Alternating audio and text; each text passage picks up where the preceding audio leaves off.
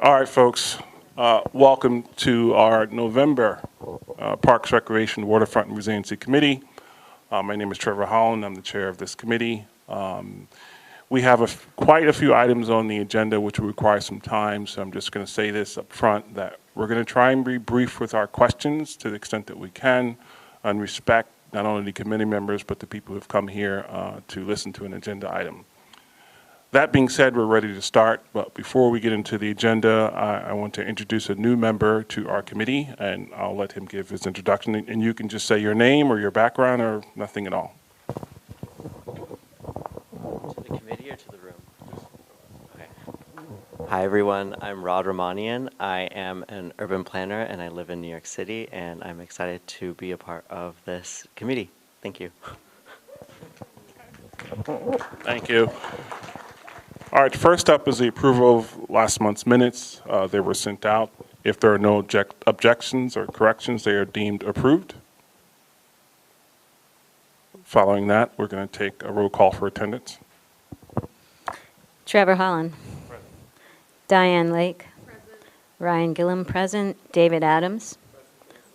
August Costelli. Present. Carlin Chan. Here. Catherine Freed. Here.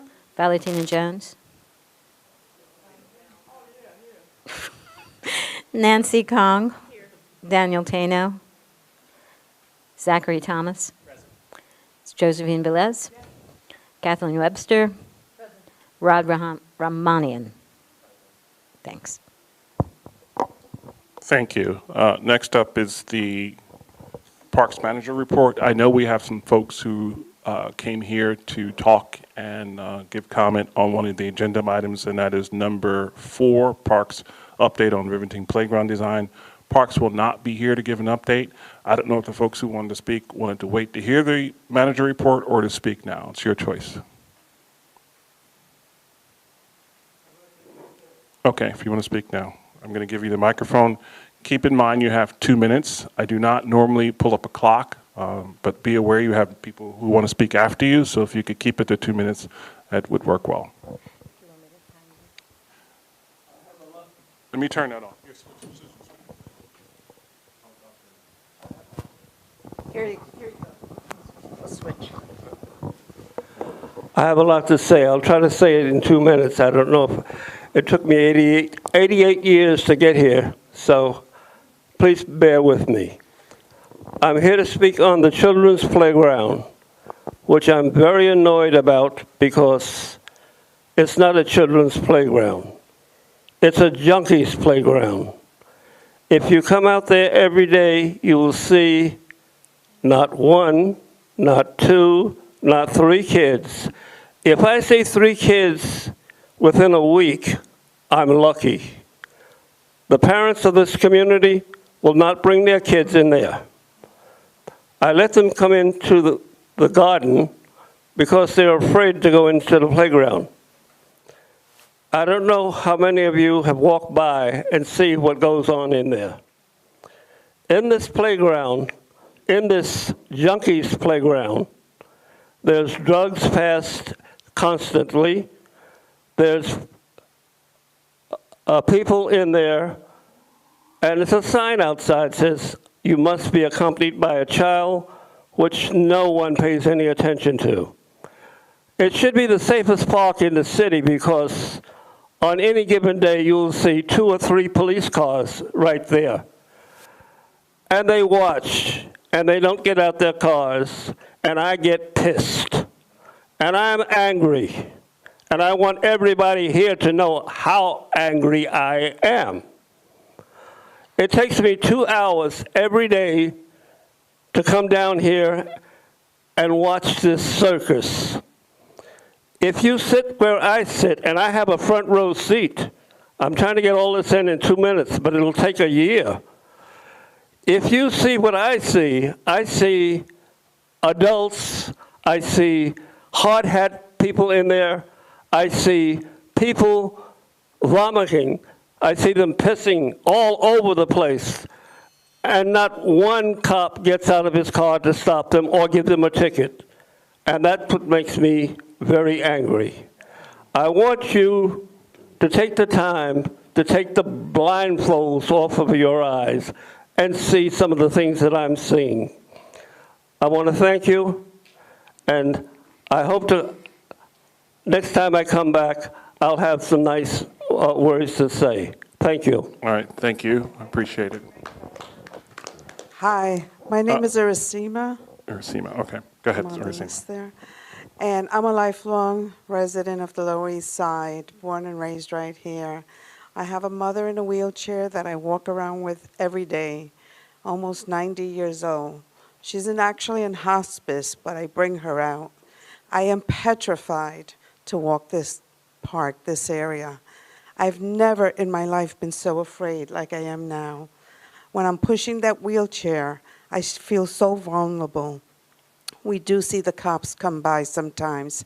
I've had to stop them and say, there's a guy thrashing on the floor right now. His body was convulsing, and they just, finally, I said, you've got to go in there and do something. I see them urinating in front of where there's children and the parents. One parent ran after their child because that child was running towards where the person was thrashing on the floor. So we really, really need more support here. And, you know, my mother's aide went to sit on one of the benches, and when she put her hand down, she got stuck by a needle. It's horrible. It really is. I mean, I really second whatever Bob is saying, and it's not just saying it. In all my years, I've never been petrified. I'm petrified.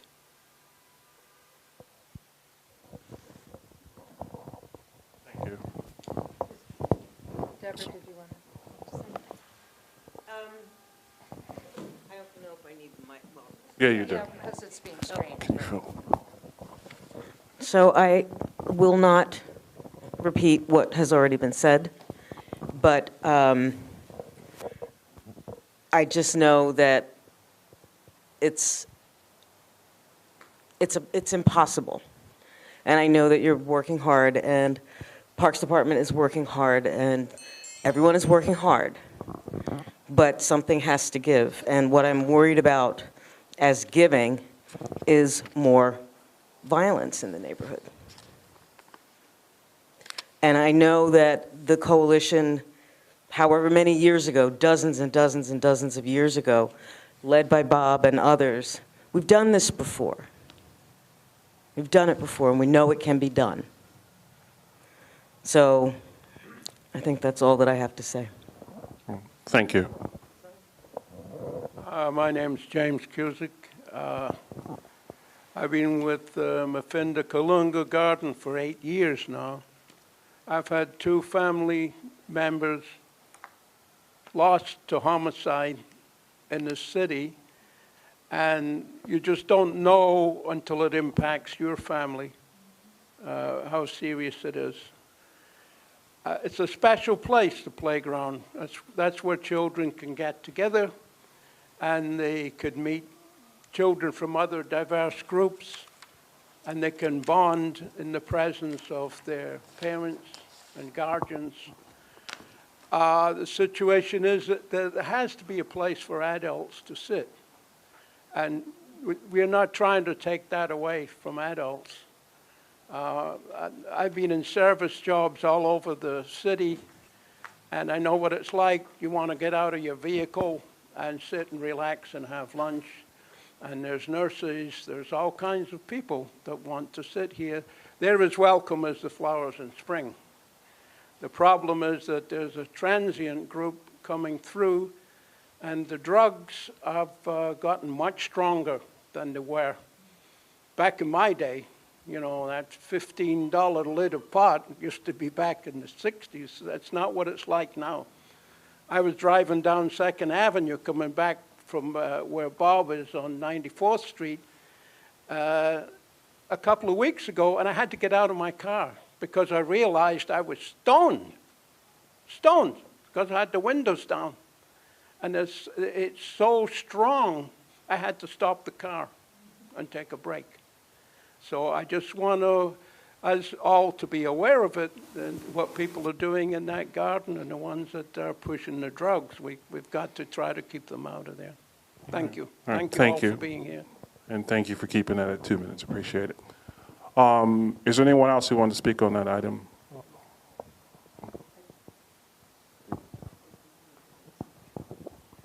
I'm Kay. I'm here as a CB3 member, but I also, all of this is in reference to a design that Parks proposed that was supposed to be presented tonight that everyone we know in this area does not think would work for this park. And there's details about that, but we essentially want to see a 7-foot-high fence all the way around and a separate area for adults without children to be in, so that there is a place for the Bellevue visitors. The Bellevue Behavioral Health Center has their family members in respite beds, and they have nowhere to be while they're waiting, and they're afraid to sit anywhere. So they sit with Bob, who's a little old to be being the police person of this area. So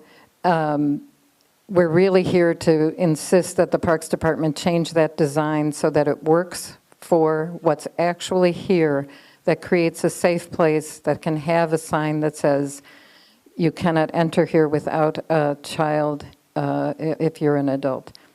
And I think that's the real demand, and Parks was supposed to be here and they're not here, and we're hoping it's because they're changing the design.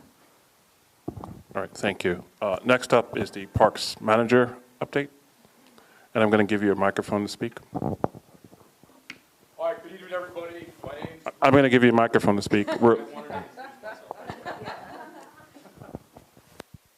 Using mics makes me more long-winded.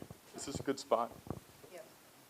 All right, guys, my name's Luke Alicea. I'm the new District 3 Parks Manager, replacing Jamil Phillips. I just wanted to say I really look forward to working with everybody here. And all of these things that I'm hearing today, we are going to take seriously. Just to address Rivington right off the bat. So sorry for the miscommunication regarding having our capital team coming to brief and them not being here. Everything you're saying is a real concern. And I guess the best way I could put this is the reason they're not here tonight is because we conveyed a lot of these messages. We specifically conveyed the need for a 7-foot tall fence as well as a dedicated adult sitting area. And because the drawings weren't really up to snuff based off of what you said, that is why they're not here. They will come at a specific or at a future date to address that. For the general concerns, I share everything I share the same concerns you have, and we deal with this with our staff as well. Everybody deserves a good park, playground, regardless of where they live, to sit, to feel safe in. So I'm very interested in addressing that. It is a holistic issue, but part of that is through a good design of the playground. So everything you're saying has been heard, and I promise you that I will bring this back to my bosses, my higher-ups, to ensure that they're hearing your voices and that the design of the playground and future issues and how we manage the parks is conveyed, okay? Not related to Rivington, but unfortunately connected to some of the other concerns. We have had a number of staff safety issues. How that impacts our operation, now kind of bringing it to the broader scope, is we're moving away from doing kind of continuous cleaning of 1 or 2 people, and we're now moving to 3 or 4 people blitzing areas for shorter periods of time to ensure that there's enough kind of people around in order to, feel safer, to make sure that our folks that work for parks are more confident when they're cleaning, that there's no kind of issues that would come up. Primarily, we're focused on leaves right now, but continuous needle removal, other garbage, et cetera. We did add 1 member to our night team from the full-time staff. That's in order to enable us to have locked up bathrooms every night, which is our priority, then doing a trash route, which we now have 2 a day.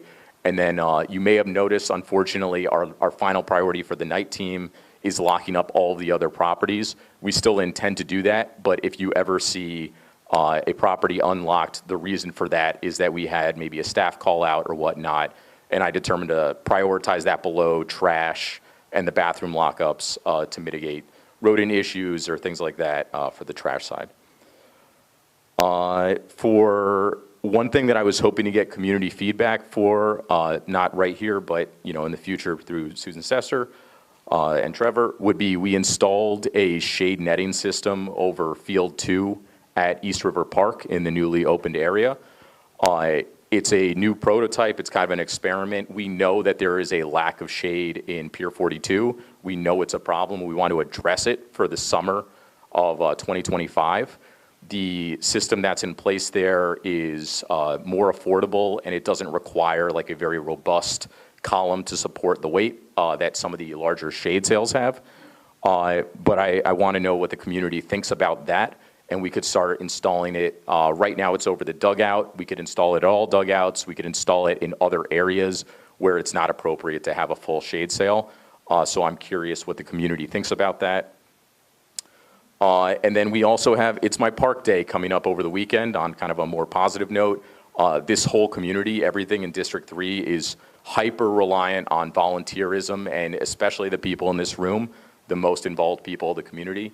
So we have events going on at Tompkins, First Park, Sarah D, Children's Magical Garden, and smaller things throughout. So encourage everybody to participate to their local park. I know a lot of people in this room are the ones that are organizing it, and I thank you guys for that. We couldn't do what we do without you.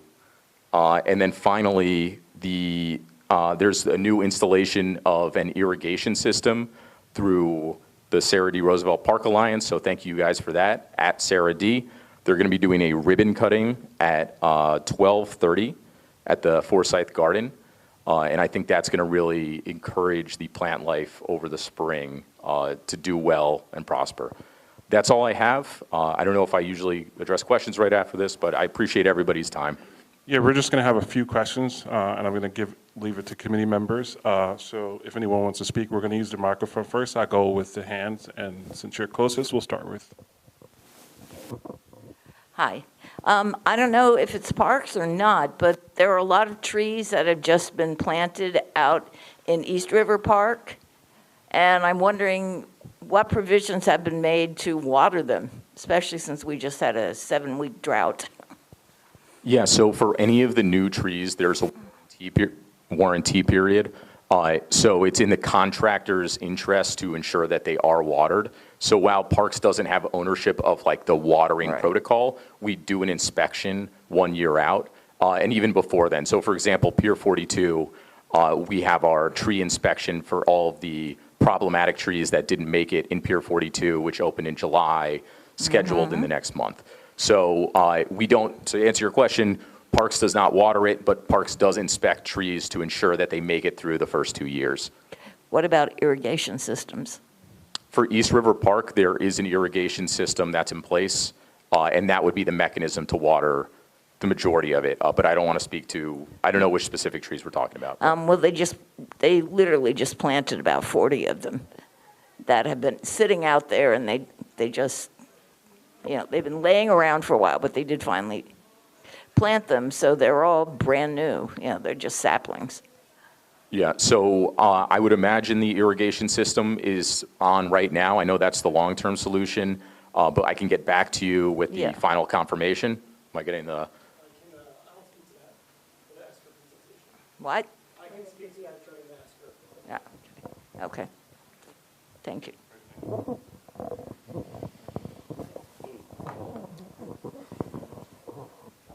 Yeah, hi. This may be out of your district again. I'm talking about Columbus Park. Columbus Park is experiencing staggered opening hours, especially on weekends. Sometimes that ball field is not open until 10 or 11 a.m. And I also might as well add in that Thomas Paine Park, Foley Square Park still has no lighting at all. So that park, it's been pitch black for over 3 years now. I have filed numerous complaints and reports on that. It's not in our district, but I just want, since the park manager, he can pass on the information. I walk down that way at 5 in the morning, and I carry a flashlight with me. Yeah, so Columbus is outside of mine, but I don't want to be the guy that doesn't address problems. So it's CB3. But it's not. We depend on you which is what I just wanted to get to. So I promise you that while it is not in my direct purview, I will transmit this to the appropriate manager, because it's frustrating for you guys not to have that. Jamal Patterson. So it's Jamal Patterson. What we normally do is Jamal gives, because I think there's only 2 parks that he has in CB3. So we usually get information from him through you, and then you give the report based on what he says. Yeah, and you guys shouldn't have to go through multiple people. So I'll transmit everything I just heard about Columbus Park, and then we'll work with DOT on Thomas Paine to get that repaired. Okay. In terms of, you were saying that one of the fields, I'm assuming you're talking about that field where they're playing on that field, that it's like near Williamsburg Bridge? It's a big field there, that part is done, and then the part where the amphitheater is not done. They have all of the, I don't know, trucks and whatever over there. So you're talking about that field that's above where the amphitheater would be, right? That's correct, yes. Okay, so what I've noticed is that there are various groups that I'm assuming are using that park. Have you talked to them about what it is that they want? Because I would think that who uses that field would know what it is that they want for the various, sports that they're doing there, because I see them regularly in there. So I just think one thing would be to ask the different groups, the sports groups that use it, what it is that would appeal to them, what would make it more enjoyable or whatever. The other thing that I would like to ask, that Pier 42, that park, I'm not sure where these trees are going, but most of those benches out there, I don't see a tree, I don't see any kind of shade, any kind of anything. And I would say that the section says south of where the amphitheater, the section that says south of where the amphitheater is supposed to be, especially those benches that are facing the East River, which would, those, that there's no shade over there whatsoever. And so I would think that one of the things to do would be to try to provide some shade in these different places where you have benches. Because, when we went out there, I didn't see it. And when I look out there now, I don't see any kind of shade over those benches that are, say, south of where the amphitheater is supposed to be, which is already done. I'm talking about those sections where it's done and they have benches. There's no shade over there. So I would just hope that you would look towards putting something shady over there. And then I think the other thing, I think there is a Friends of Pier 42. You might want to talk to that group.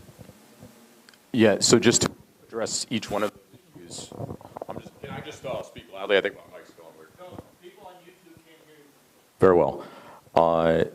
Okay, so to address the 3 issues that I heard, so for the reaching out to the teams that actually are permitted out there, so I brought this up to the community advisory group in connection to ESCR. I'm bringing it up here. I'll also ensure that it's brought up through the field permitting system to make sure that we're getting feedback from as many people as possible. I am specifically interested in if it's viable for dugouts, but I'm curious also for non-dugout purposes if that's an appropriate thing, that shade netting that we have. For the shade at Pier 42 point that you brought up, specifically on the benches along the water, I have talked to Tonto, the head of the Friends of group down there, but we are looking at perhaps like umbrellas or something of that nature, because that's where there's no dirt, if I'm getting the area that you're discussing correctly. So we are looking at some hard stand umbrellas. I think overall for both this and East River Park, nothing that's built is the forever plan, right? That's for step 1 is getting it built, and then we want to work with everyone in the community to improve it, to make it better down the road, whether that's through increased tree planting or anything else that makes sense. All right, thank you. Thanks, Luke. Since you're representing Steve Simon tonight, we had a question about below Delancey Street, the renovation. There are 4 gardens there, Huayme Bird Sanctuary and the Debrida plot in particular, but also the ribbon plot, and then there's a center plot. And those plots have been gardened since the 80s by different groups, the Forsyth Conservancy, the Sarah Roosevelt Park Community Coalition, the Tenement Museum, the 5th Precinct's Youth Explorers, and now, and our resolution was very clear that those plots should be left alone. One has a brass plaque in it honoring the DeBritta family, who was part of the Land of the Blacks, which is that area over there. And, you know, people have been gardening here after the Parks Department left, and it's all volunteers, and still is. And we need to have a conversation about that at the very least. That we don't want, I've heard that we've been asked, what plants do you want? Which tells us that someone doesn't understand the relationship that this community has to this park. So I'm being firm, but I'm not really talking to you. So please convey that to Steve.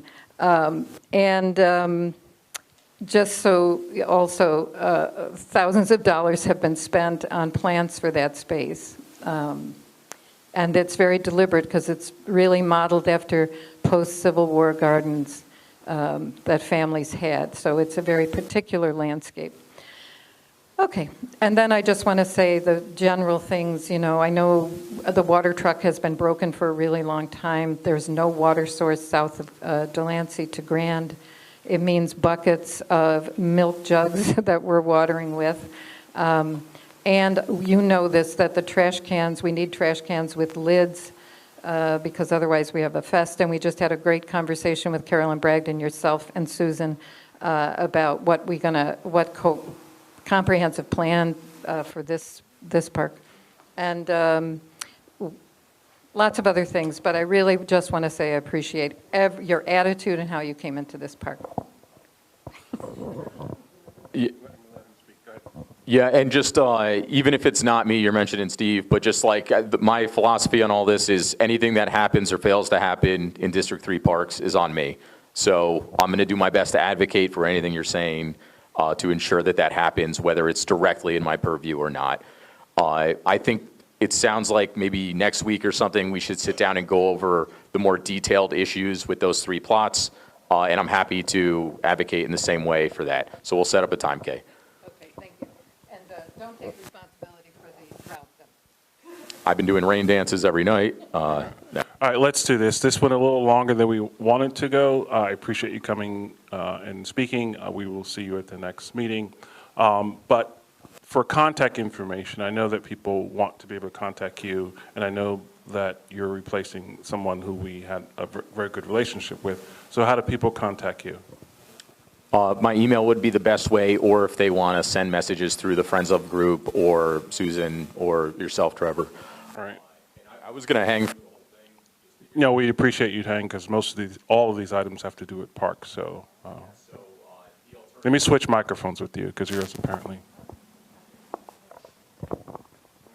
Now it works when you put it down. So beyond my email, which I can, I put it on the sign-in sheet. I can make sure it gets out digitally. I also am happy to just talk to anybody after this meeting if that's how we want to do it.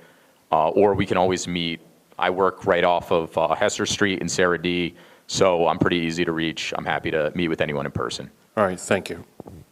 We're going to prep for the next agenda item, and we appreciate your time. But we're going to move on to the next agenda item, which is the Pier 36 proposed modifications to operating procedures.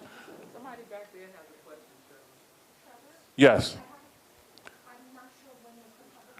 Okay, let's do, I'm going to put you right at the public comments. I just want the team to set up, if you're not set up already for Pier 36. We do have one person who wants to speak in public comment. While they're setting up, if you want to speak now, you can speak now. Okay, you can come speak now. You have 2 minutes.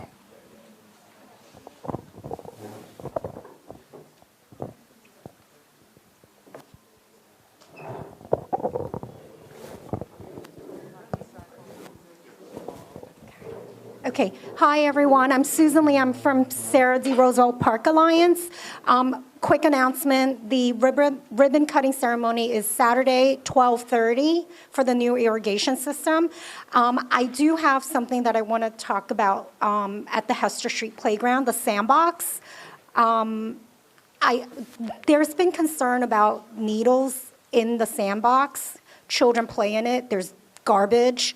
We do a monthly park cleanup. On average, we find about 8 needles. They're Hester Street Playground. And so we're asking to see, I'm not sure what the procedure is, but we've been talking with Therese about this, is to get sandbox cover, to cover the sandbox, to take it out of commission, because it is a concern. There is dog feces, and it's just not a clean place, and maintenance have been an issue. So that's something that we want to talk about and emphasize. And then also, it's probably not known, last week, an 80-year-old senior was almost raped at the perimeter of the park. So I do want to emphasize that there has been safety concerns, and I thank you for bringing that up. That has happened near, I think it's 95 Chrystie Street, 80-year-old senior attempted rape. There has to be something that needs to be done at the park. So those are the 3 things that I want to talk about, but thank you so much. Just a quick question. Yes. When you mentioned the sandbox covered, you mean taken out of commission completely? Yes. Okay. All right. And I'm not sure if the new design has that, but. It's been an issue. They're talking about the playground at Hester. Okay, It's Hester Street Playground, so it's south of Canal, south of Grand, north of Canal, and that has been an issue for a long time, and we've been cleaning, and we found needles in the park, and I just don't think it's a safe environment for children to play in. Okay. All right, thank you.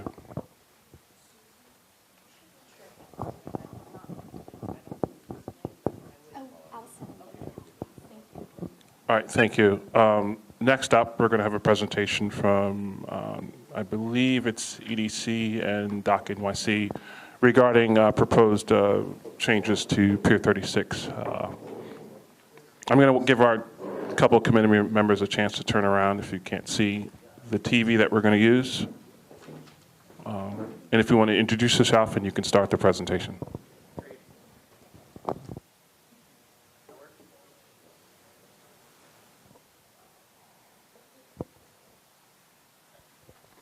Hi, everyone. My name is Ben Kuhn. I'm a senior policy analyst at New York City Economic Development Corporation. I'm joined by my colleague from EDC, Gustavo Moran, who works on our asset management team, and Gigi's hiding in a corner back there, but everyone knows her. And then I'm also joined by Doc NYC, who I'll let introduce themselves in a moment. But just wanted to thank everyone for having us. We really appreciate it. We know that there have been, many concerns about Pier 36 over the years. We know that issues around noise, traffic, departures, and so we really try to address those head on in partnership with Doc NYC, and now have a set of proposed departure modifications that we hope are going to solve these issues. But just wanted to stress right now that these are just proposed changes, and what we're doing right now is going around to the community. We've met with Susan a couple of times, with the overlapping electeds, and now coming here, all to just hear feedback on these modifications and learn from you if there's if these are good, if there's anything we can do to improve, and then we'll look to finalize the set of departure modifications in the coming months. Right, so, just want to pause for 1 second. Yeah. Josie, if you could join us, they're giving a presentation, it'd be helpful. All right, thank you, go ahead. Great. So with that, I will kick it to my Doc NYC colleagues to introduce themselves, and then they'll go over these proposed modifications. I'm going to hand it over to Donald. Thank you. Good evening. Thank you. My name is Donald Eloya, and I've been actually coming here probably for 10 years on and off since we've started managing Pier 36. I'm a vice president for New York Waterway, and Dock NYC. I'm not a marine guy. I'm actually an urban planner, so listening to some of the conversation about the parks and problems, it's interesting, and I think there might be some things that we can do to create a better connection, maybe between that South Park and Pier 42, and as well as mitigate some of the issues that have occurred over the years. They come up, they go down, but I'm happy to hear tonight what we can do, and I think I'm going to introduce my two colleagues. They really are the day-to-day managers. Terrell Miller, standing right next to me, and then Hanif Hussein. I'm going to turn it over to Terrell, and he can speak to you directly about some of the ideas we have to mitigate the problems with the operations at Pier 36.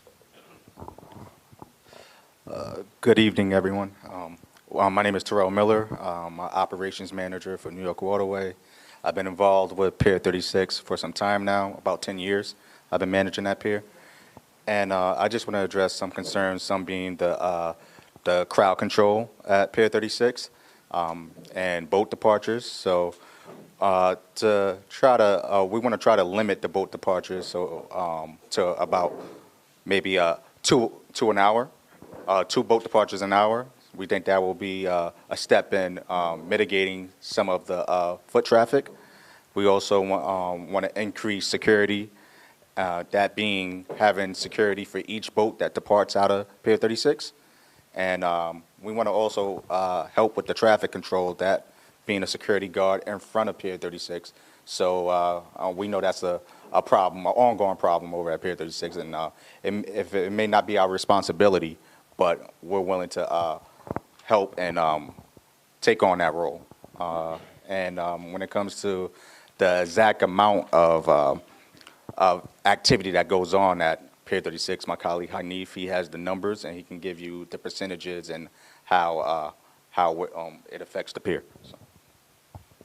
Hi guys. I'm not the best with public speaking, so bear with me. I do have the numbers for you guys. So I'm gonna give you guys like an overview of like what actually happens at Pier 36 in terms of our tours and our event boats. To try and differentiate the two type of departures, we have our tour boats that go out from Pier 36 between like 10 a.m. to 6 p.m.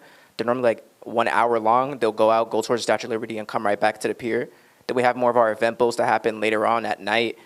After 6 p.m., those are probably like weddings, charters. If a company's chartering a boat out for like a company event, they'll charter that boat out. They'll go out, charter that boat out, and they'll go out for about 2 to 3 hours. So. A little nervous with the public speaking, guys. Bear with me, bear with me. But so for our tour boats, we normally have 2 boats that normally go out for tours. I ran through the numbers for our peak seasons, which is normally June, July, and August. Average departures for those boats is actually underneath 200 passengers. So if you go through Pier 36, it's probably easier to walk through everything. I think one boat is averaging like 75 passengers. The other one's averaging like 40 passengers per departure for those tour boats, because it's mostly just tourists that come to see the Statue of Liberty. A lot of New Yorkers don't like doing it, I know. Then we have our late night departures that do happen after 6 p.m. I was going through the numbers again. For our departures that happen after 10 p.m., on average, we're averaging about 3% of all of our total departures that actually happen after 10 p.m. So most of the traffic that happens at Pier 36, in terms of boats coming in and out, is normally inside the morning. But then you'll see more foot traffic at night because it's more noticeable when you're seeing a lot of people coming on and off the boat. Oh, yeah. Thank you. All right, yeah. So in order to mitigate that problem in terms of what happens late at night, what as Terrell said is we're gonna have 1 security personnel for each boat that's departing later at night, and we're going to shut off a certain portion of the pier. So towards the Pier 35 entrance, we're gonna limit people coming in and out of there so we can like be able to screen people coming in and out of Pier 36 from the north entrance, which would be towards Pier 42. We'll have 2 security personnel from Dock NYC present at the entrance to be able to make sure they're screening people coming in, and they'll also have assistance from the boat security. And the boats that normally go out late at night will have their own security. I believe it's, and correct me if I'm wrong, it's 1 security personnel per 50 passengers for their boats. So we'll have more than enough security to be able to screen people coming in, lead them towards their boat, and make sure they're leaving as soon as possible. And we'll be helping with making sure the vehicles don't like crowd up that entrance. Hope I'm not running. Am I rambling? That's good. All right, cool. Where are we at now? this is normally going to happen after 10 p.m. This is where most of the foot traffic does happen at Pier 36. Based on the numbers, each boat departing after 10 p.m. is probably averaging between 200, 300 passengers. Again, it's about 3% of what our total departures is, but with the increased security presence that we'll have and the limiting of the pier access, we should be able to filter people in and out so they're not really too much of a bother for you guys. And that's all the numbers I have right now. To come back to me if you guys need more numbers, I'm gonna pass it on.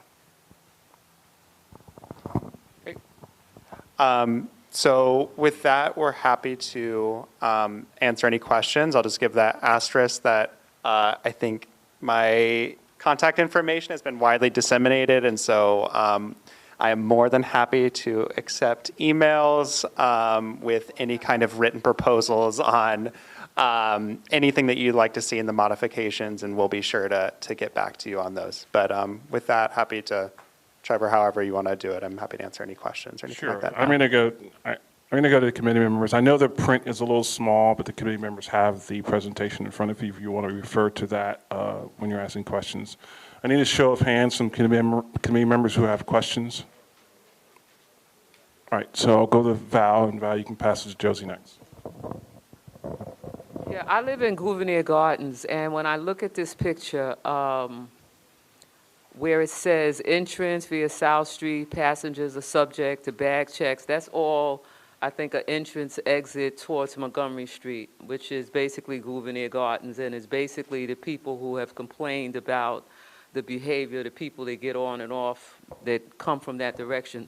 So I guess my big question here is hopefully you will do a presentation at Gouverneur Gardens so that those people that live on Montgomery Street can have some input, because I have to say that while I live like 2 blocks up, I don't get any of this.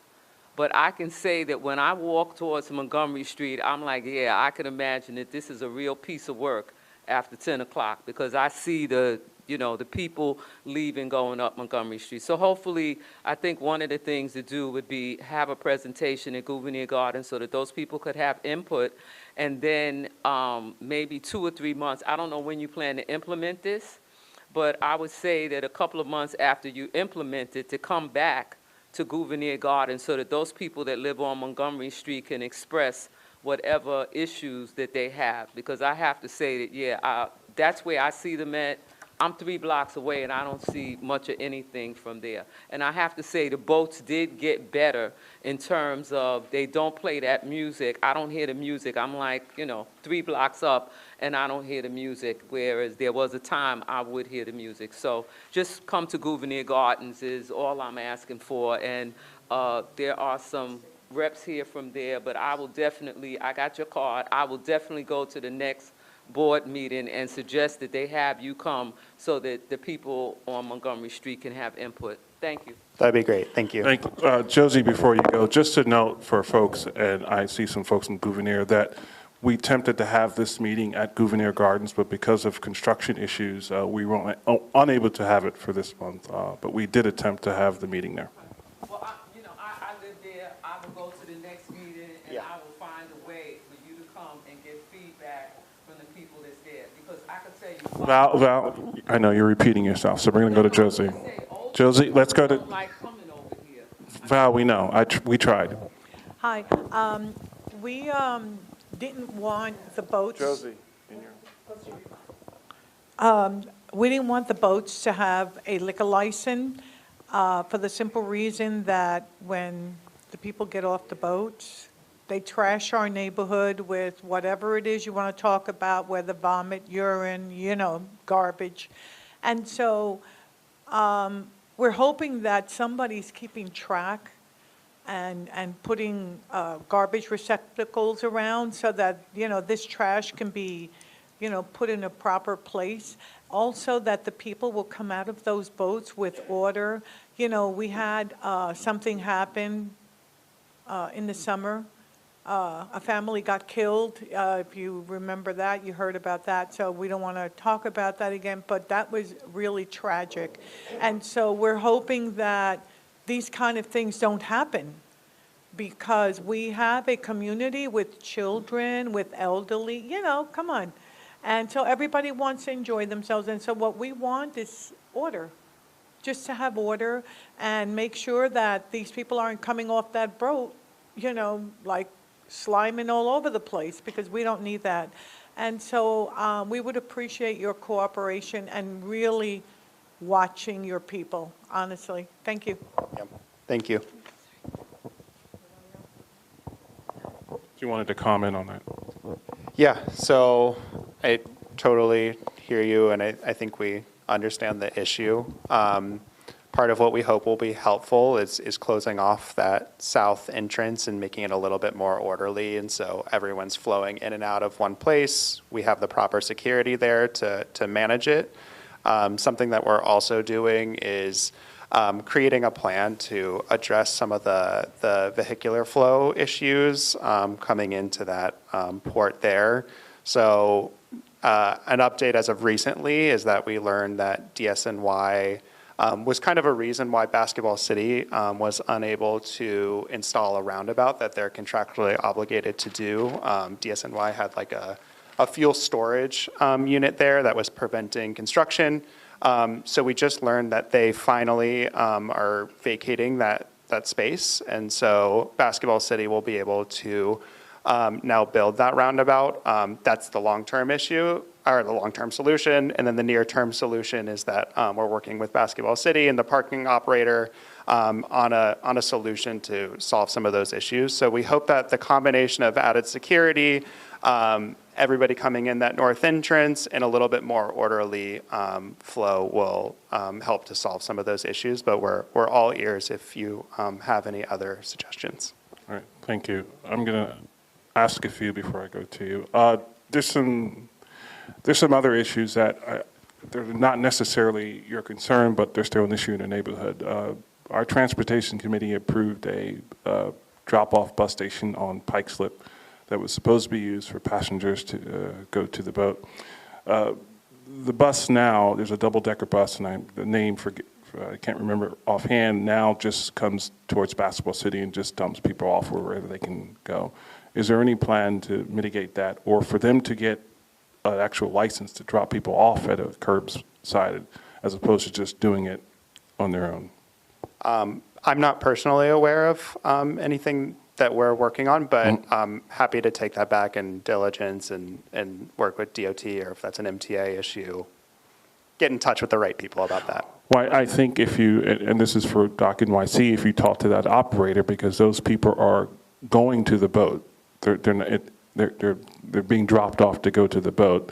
If the boat wasn't there, they wouldn't be dropped off there. So I understand what you're saying about DOT, but I think if we talk or have Doc NYC address that issue, it might be helpful because it could solve it right away. Sure. Yeah. I'm curious, is it, you're saying the double-decker bus drops off on a regular basis? Is it like Iconic Tours or Big Bus? Because they should get a bus stop. Yeah, they don't have one. Right. So they don't have one, so we'll make sure that they follow up and get one. They do have one at the Battery. If they're coming there and dropping off on the street, they have to have a drop-off approval. So we'll follow up on that. I just wanted to take one moment, though, and say the overall plan here is to reduce the activity, increase the security, and have a greater presence to assist people on and off the boats and try to make sure that they leave the property quietly. But the bulk of the activity there is during the day with tours. The late-night activity is a problem. We're exploring simply curtailing the late-night activity and trying to set a cutoff point for departures so that boats return earlier. I'm not sure that came through clearly, but I just wanted to make that statement and make sure that you're aware of that. So. Sure. And let me just finish my line of questions first.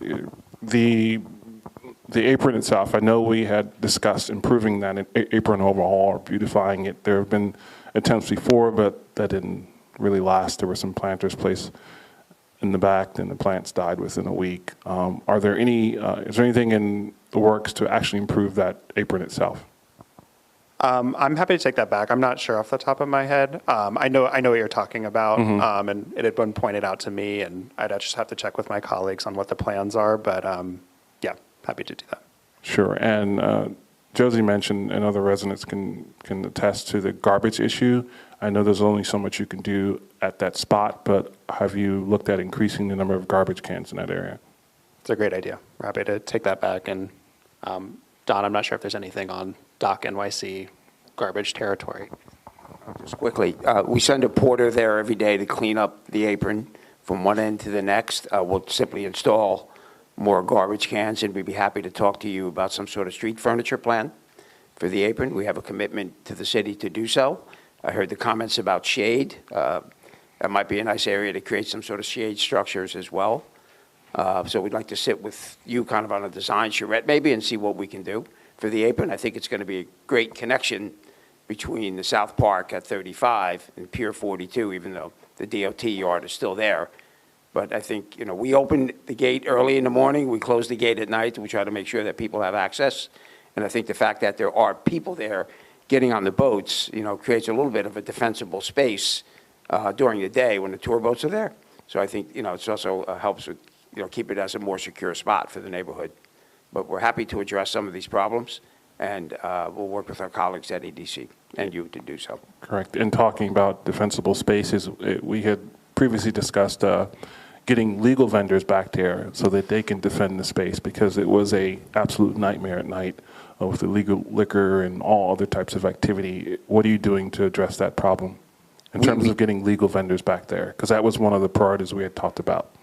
All right, our ability as Dock NYC is limited to what we can do on the apron. It's basically a loading point. It's a conversation with EDC and the community about vendors. We have actually gone out into the community and talked to some restaurant owners, store owners about setting up kind of pop-up locations on the apron. There's a lot of interest. It would actually take a little bit of a contract modification with the city, but we're happy to work with you on that as well. I actually have a list of people that want to be out there, and I think it might be interesting to do kind of a pop-up series of carts or booths, maybe for the holidays as well. All right, I want to hear from EDC because I know we had talked about that before. Sure. I know that there's the illegal vending issue. So part of the solution is that the closing the gates. We know that it's been a particular issue in the evenings. So we hope that the added security, only people with valid tickets are going to be let in after that evening. I know we're also working with NYPD on enforcement there.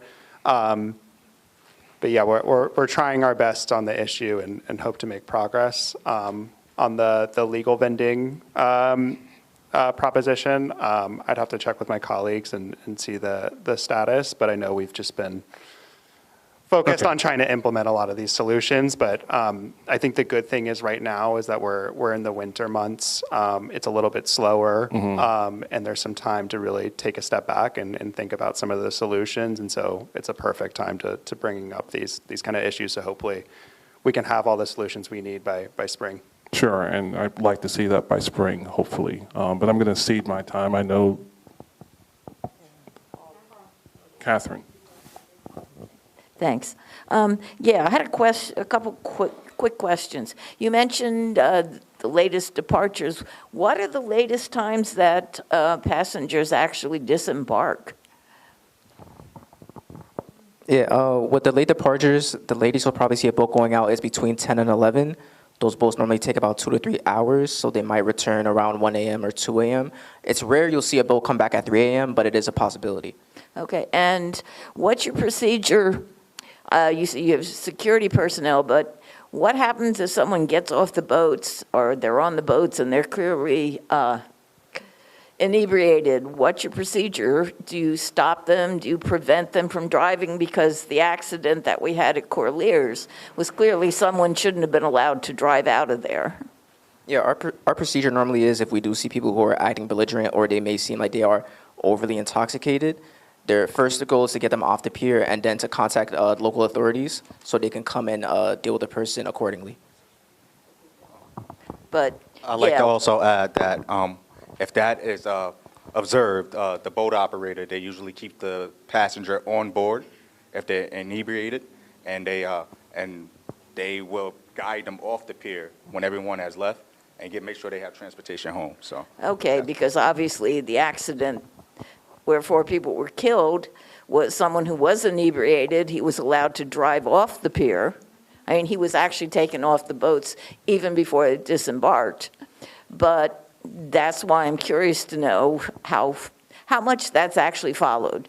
Because this is a neighborhood, and it's especially bad if someone's down there and they're a little bit drunk and they don't know the area. It's a problem for them, and it's a problem for everyone in the neighborhood. Understood. I want to add to your point.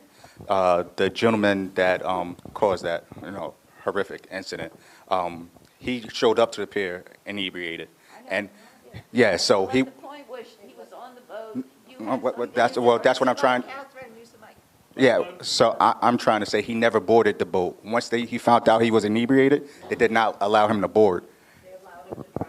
Yeah, No, they allowed, well- but he was inebriated. You gave him his money back, and he was allowed to drive out of there. And he never should have been allowed to drive out of there if he was inebriated. So that's why I'm inquiring about what you do. Well, the police showed up on the pier, and they escorted him along with security out. So we did our part on stopping him from. That's all. All right. Just to follow up on her question. So, inebriated or not, when the boat comes back in at 1 or 2 in the morning, what are you doing to make sure that these passengers get out of that area safely?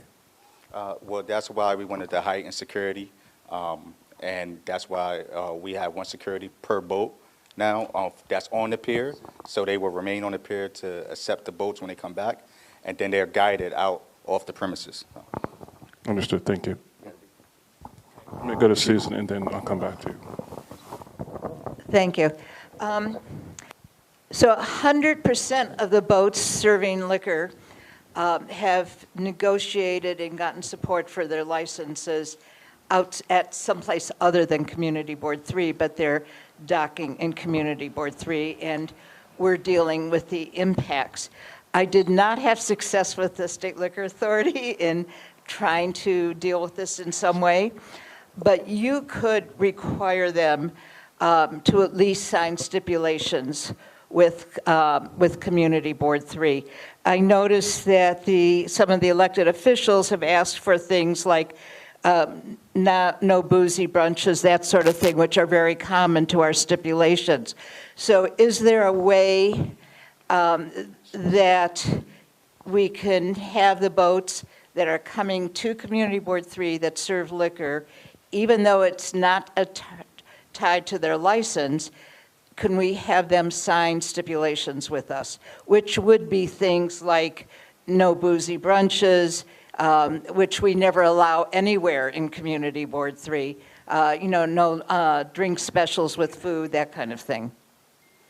So you bring up a good point about the liquor licenses, right? Because the licenses are issued where the boats berth, their home port. So that's where the liquor has to be delivered. That's how they track the sales. That's how they track the tax. And that licenses in New York Harbor and New York and New Jersey, you get a boat license, you're free to travel and pick up with that license. For example, all the citywide ferry boats have licenses, but they all are licensed at the Brooklyn Navy Yard. To your point, we're happy to bring the operators in and have them have a conversation with you about expectations if they're going to serve liquor on their vessels that depart from Pier 36. Okay, so And this we're would glad to be set the that up. existing, this would be existing, because it clearly is not a legal thing like with the state license, but it would be an agreement with Community Board 3 since they are coming into Community Board 3. And we're happy to bring them in so you can have a conversation with them about the stipulations. I mean, I think we should probably set up some sort of discussion so we know what it is you're looking for.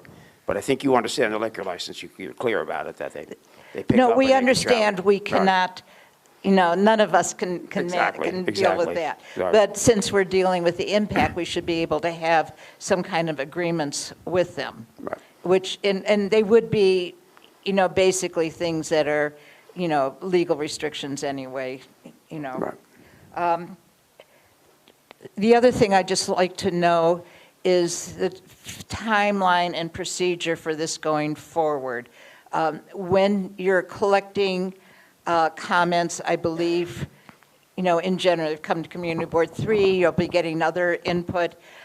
Will you be coming back to us with all the final comments and proposal, and what kind of timeline are you looking for? Yes, we're happy to come back with the final proposal.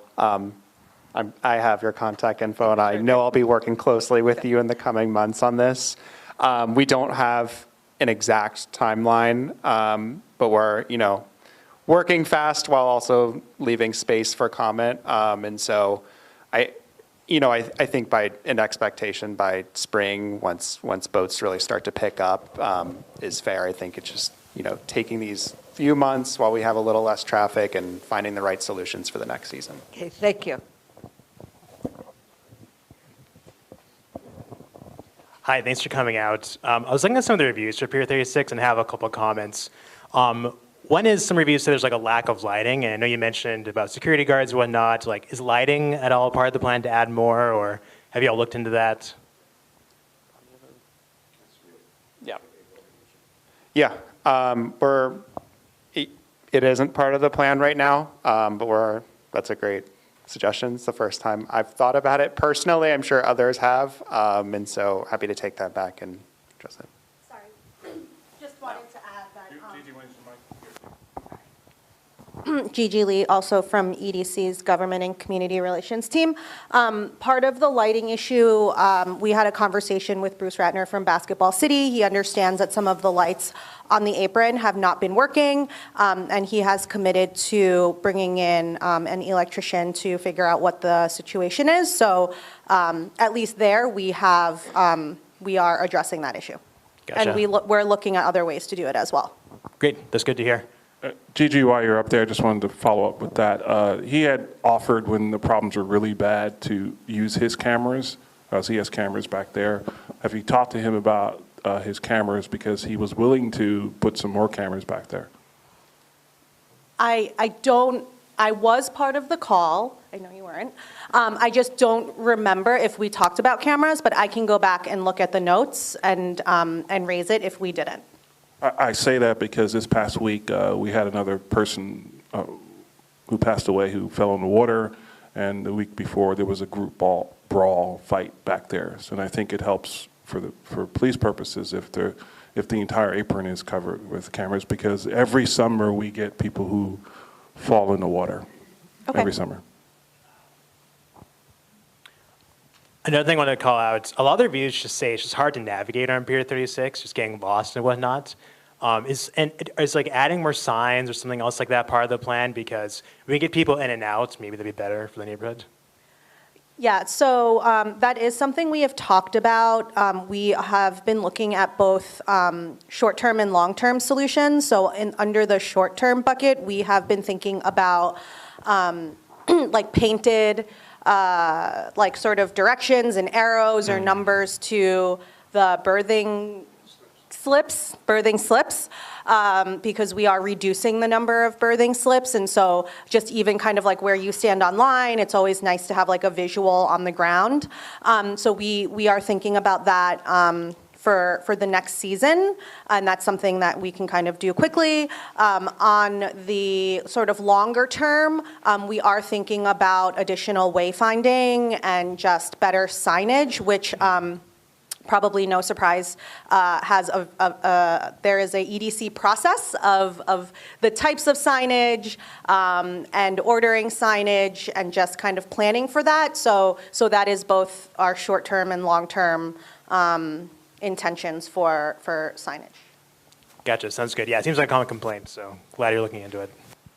All right, thank you. With regards to those signs, we just asked, I know there's a process with EDC, but in previous years, there was sort of a mishmash of different signs, whether it was painted on the sidewalk and we want to avoid that, because if you paint on the sidewalk, it kind of stays there for years, even if the directions change. So we want a real system of wayfinding that works for the community and folks who are going to the pier. We're going to go to members of the public. If you could raise your hand if you'd like to speak or ask a question.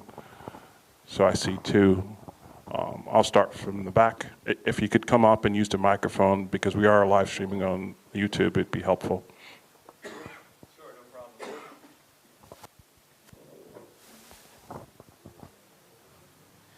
My name is Frank Avila Goldman. I live in Gouverneur Gardens. I'm a board member, and contrary to what was said publicly tonight, I'm also the chair of Friends of Pier 42.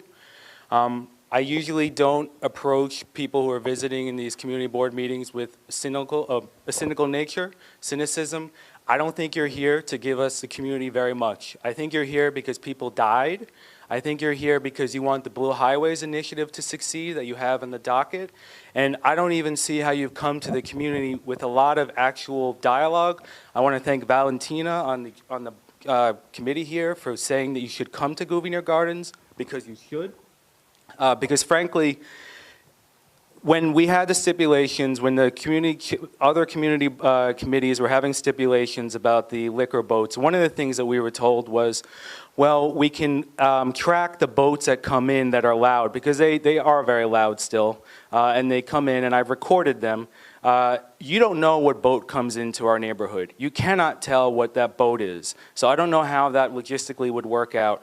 We've heard over and over the finger pointing between EDC, between Bruce Rattler, Basketball City. The traffic is a mess. It took really a long time. A lot of these people worked very hard to get Pier 42 to come to fruition. I worked very hard in the last several years to get the residents in the neighborhood interested and engaged in it. You cannot even go near it. The traffic is a nightmare, not just of the construction, because of the way you've organized that whole area. And what I'm hearing now is you coming after the fact because you've had these problems. You've acknowledged that you've had these problems, you've gone nowhere with them. And I'm trying to tell you that you can work with the CB3 Parks Committee, fine. You can work with the elected officials, but the community itself is the other part and the most critical part that you have to work with, because we are the ones suffering of the lack of oversight that's in existence for a very, very, very long time. And just hearing this now is very insufficient. It's really insufficient, and it's very, very insulting too, because we don't know, we're gonna work on it maybe, and I don't even believe any of the commitments.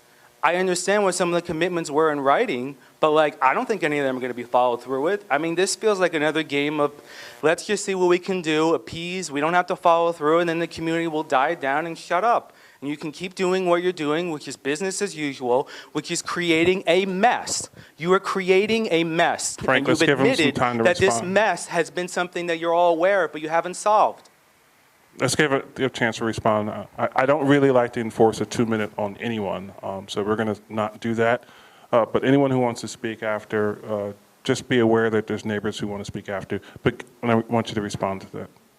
Well, thank you. I do really appreciate your input, and I hear that it's. I don't think you appreciate my input, but you will learn to appreciate it, because I'm not representing just myself. There are a lot of very upset. I know. Yeah. Go ahead and speak. I got it. Hi, Frank.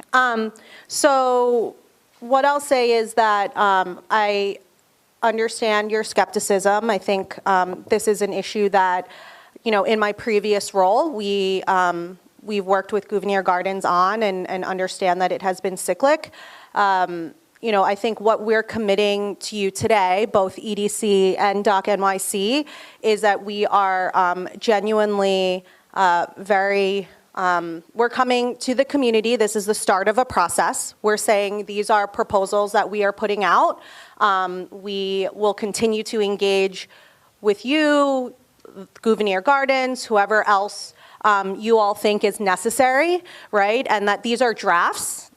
Certainly the elected officials have given us comments. They have expressed similar concern and outrage, and we are here to do what we can and also plan both in the short term and long term on how to address some of these continued challenges with all of the partners that use, Pier 36 and all of the different players here. I think we all of us need to work together and find a better solution, and we're gonna keep trying and see what works and what doesn't work, and we're gonna continue to try to do better. I think we agree with you that we can do better, and we're going to hold ourselves accountable. We absolutely expect that you will continue to challenge us to do better as well. So I think that's what I can say now on behalf of EDC, and I don't know if Doc NYC wants to add to that. I'll just say that if there's a complaint, we try to address it, particularly with the noise. Not every boat that goes up and down the East River docks at Pier 36. Some of them depart much further north, so you'll be hearing a loud boat go by. Didn't necessarily depart from Pier 36. That's why we recommended that people use Vessel Tracker. Vessel Tracker is an app. And you can just get right on it yourself right now if you're sitting here, and you'll see what's going down the river. If it's one of our boats and they consistently make noise at Pier 36, we pull their license. We've done it before. It's not a problem. That's what we do. But if we're not informed of the problem, and well, listen, we're happy to give you all of our numbers. We operate at 23rd Street on the East River, and literally people contact me at 2 o'clock in the morning if there's noise, and I'll get right to the boat owner if it's one of our boats.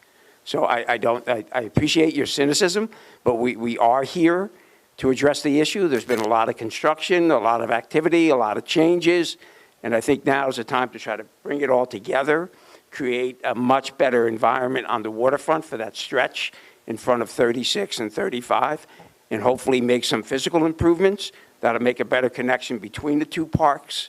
I mean, that's our goal, but it's going to take some time. We have to work with our partners at the city, but we're prepared to do that.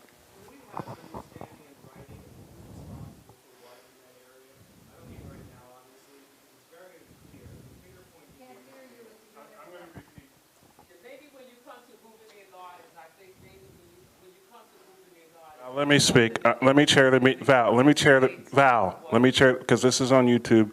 No one can hear you if you don't have a microphone. I'm going to repeat what he said. And that is there a way to figure out who's responsible for what, or some chart or some website to say, okay, this org or company is responsible for X, Y? And I would, not only Gouverneur Gardens, I live right along the waterfront along with 5 other buildings. In fact, I use Vessel Finder at 2 o'clock in the morning to identify boats at all the time. So I would urge the residents who live in Gouverneur and who also live along the waterfront to use that. It's very helpful. Most of the boats actually come from Midtown, and there's a circle liner which has a party boat 2 o'clock every night, which has the loud a noise. But Val, let me chair the meeting, please. Thank you. So we're happy to work with EDC to give you the division of responsibility. I mean, we basically manage the apron and the docking. The building is divided between Basketball City and sanitation.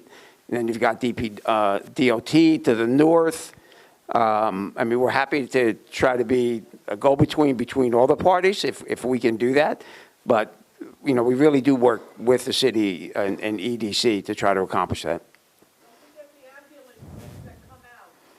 Let's do this. We have 2 people. We're trying to have a meeting. It is already 7:45. We have 2 topics, BMCR, ESCR after that. I'm asking you to respect the meeting, the people here, and respect the fact that I'm trying to chair this meeting. Okay? If you want to say something, raise your hand. I'll give you the mic and acknowledge it.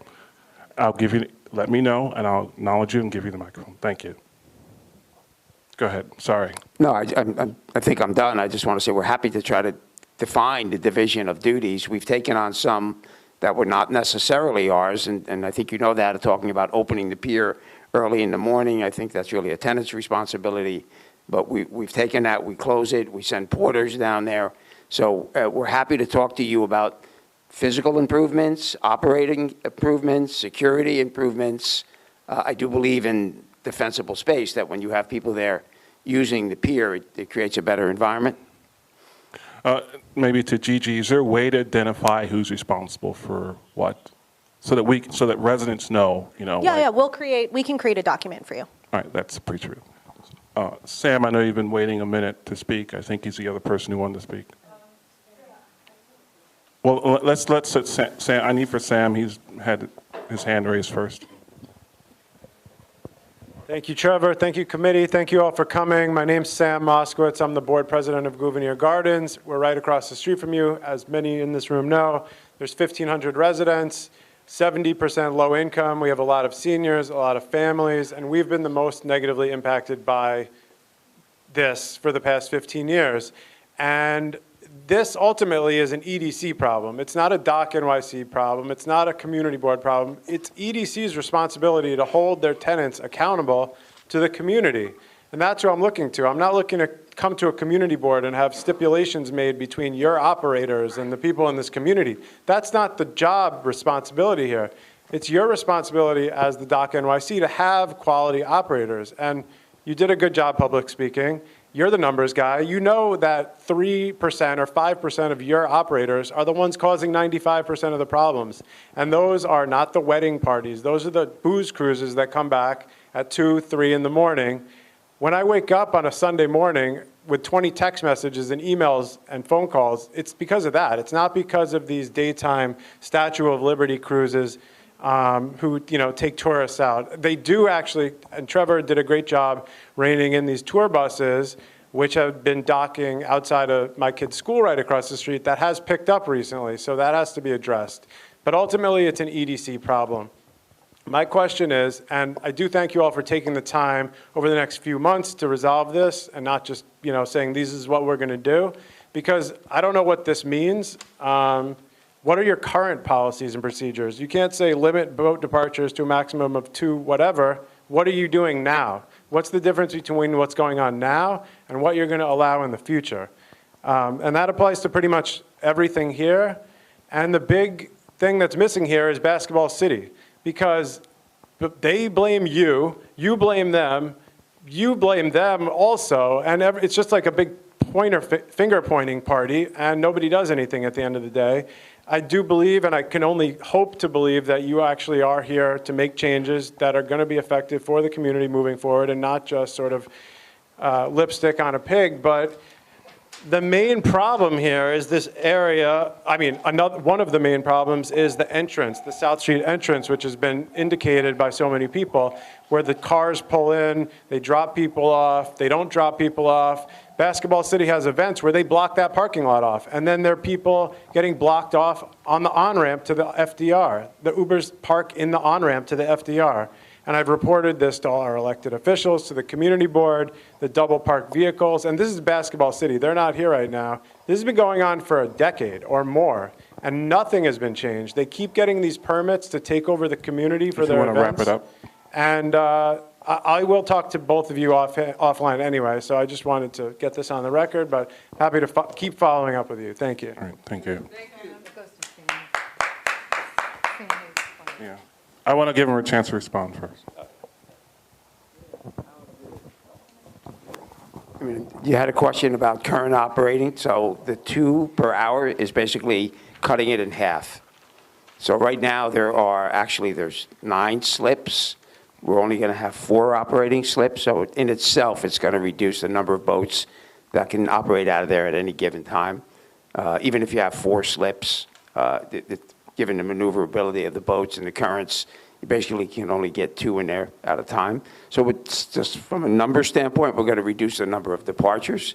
We're going to try to put a cap on the late night. I think at 10 o'clock in my mind is probably the latest any boat should go out. And then from there, we'll see what the results are. But I think with the security improvements, some of the cleanup of the construction in front of the site, I mean, it's a little bit chaotic out there. So when we first started, it was kind of wide open and clear. It's really not that anymore. And people are confused. They're trying to find the right entrance. So I think signage, physical changes will help mitigate a lot of the problems that you're mentioning. We had spoken directly, you and I. So I think I understand your concerns, and I think that was part of some of the solutions that we're coming up with. Thank you. I'm going to go to you next, but I want to go to Fanny. Did you want to speak?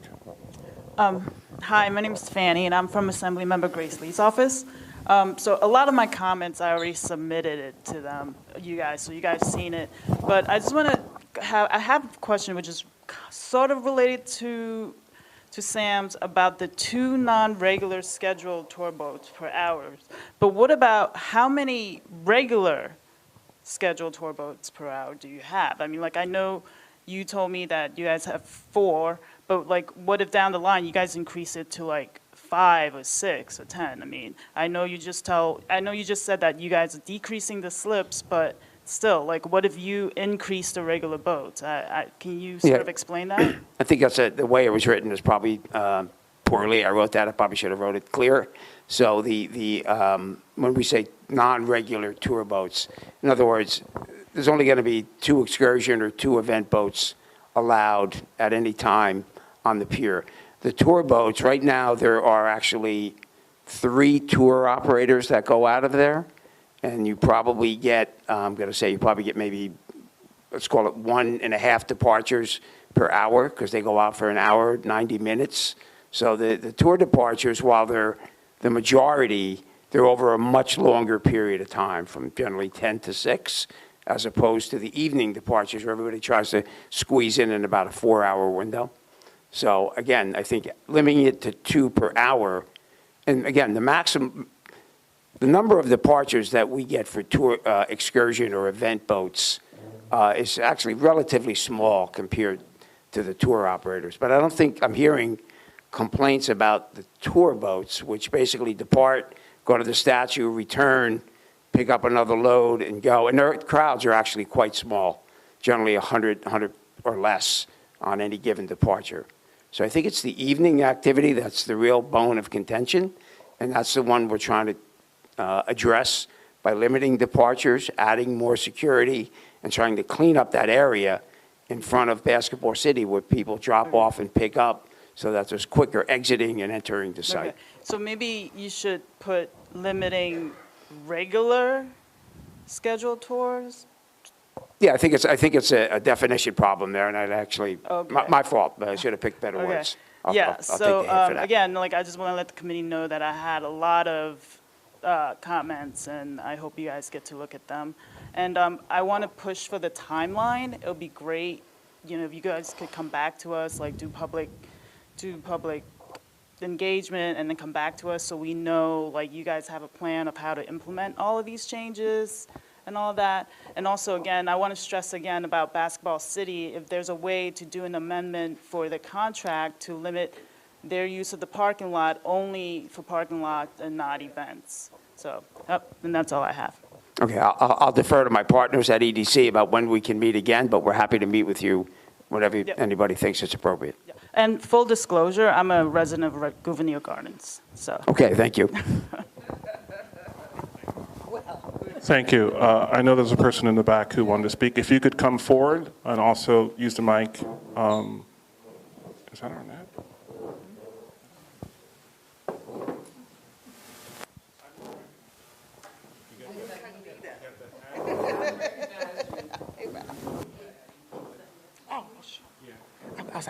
Okay, I have just a really quick question.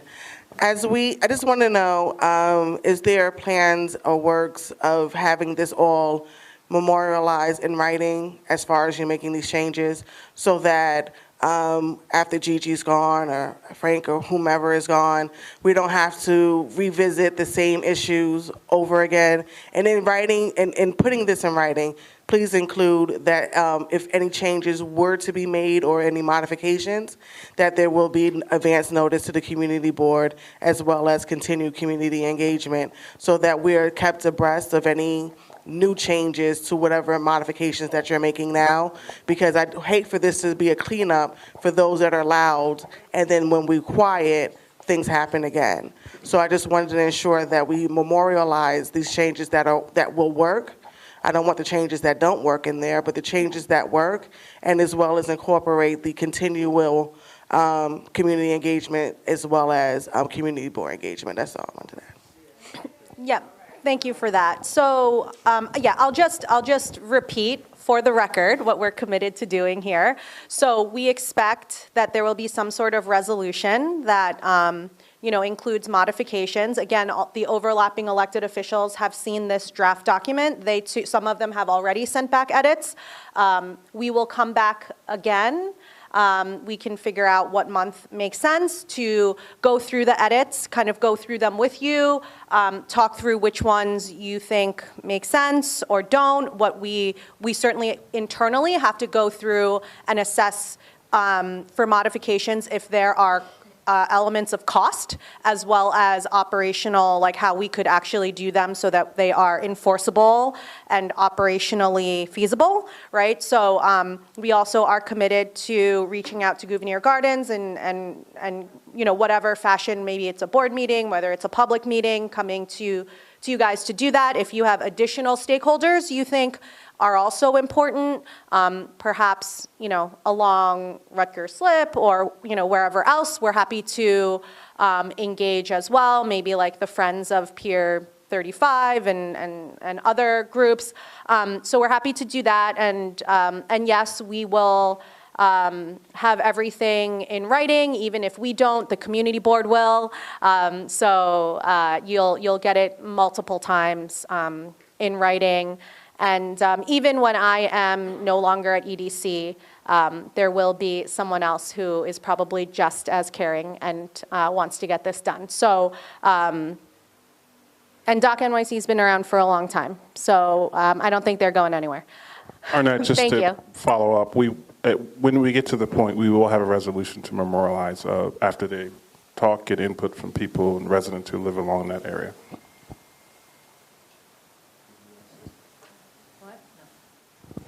All right, so we're going to wrap this up, and thank you for coming. We will be seeing you over the next few months. I'm not sure of what time. We want to give it some time for people to provide comments and input on this before we get another draft, and we'll take it from there. But we appreciate it, and thank you. Thank you. Thank you. So the next item is the BMCR ESCR update. So why they prepare. We ask that if you would like to talk, please take it outside of the room. I'm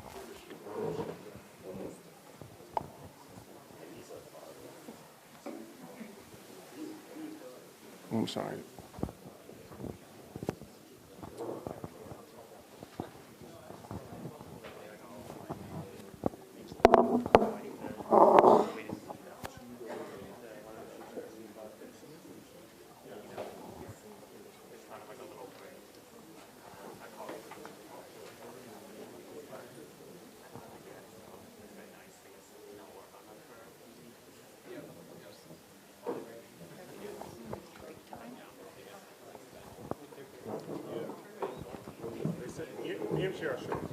All right, so we're going to start. Committee members, we're going to ask you to return to your seat so you can listen to the presentation. That never works. So we're going to start our presentation. Go ahead. If you'd like to speak, please take it outside of the room, please. And close the door. We always leave the committee room. All right, go ahead. Hi, everybody. My name is Ethan Kraft. I am here representing the program management, construction management for both Brooklyn Montgomery Coastal Resilience, BMCR, as well as East Side Coastal Resiliency, ESCR. We're going to start with BMCR tonight because it's a little bit quicker. We have a lot to go through with ESCR. I'm joined here tonight by colleagues from DDC as well as the community construction liaisons for BMCR, PA1 of ESCR, and parallel conveyance of ESCR. So this is quickly what we're going to go through for BMCR. We're going to go through the status. We have an active advisory at the moment, and then I'm going to give you an update on how flip-up gate installation is going, and then provide some construction photos. So within the BMCR project area, we have a lot going on. It's kind of just chugging along. Close to the Brooklyn Bridge, we have ongoing flood wall construction. We have various utility installations elsewhere along the project. And then in Area 4, we have the flip-up gate installation and flood wall construction as well. And then just to give you a sense of the timeline, we are on track. This is the same timeline we had 2 months ago, so everything is coming along. We're in that dotted line area at the moment. So this is our active advisory for BMCR. We have an intermittent Clinton Street road closure. This is sort of as needed. They will close Clinton Street during the day. Monday to Friday, 7 a.m. to 3:30 p.m. are the work hours where this closure could take place. This is expected to go on through the rest of this month, and it's required to install some catch basins and utilities, and I have a photo of that in a moment. So as a reminder for BMCR, the flood protection is provided largely through flip-up gates that will be deployed in the event of a storm, and they literally just flip up. So we have 13 of 89 of those flip-up gates installed thus far.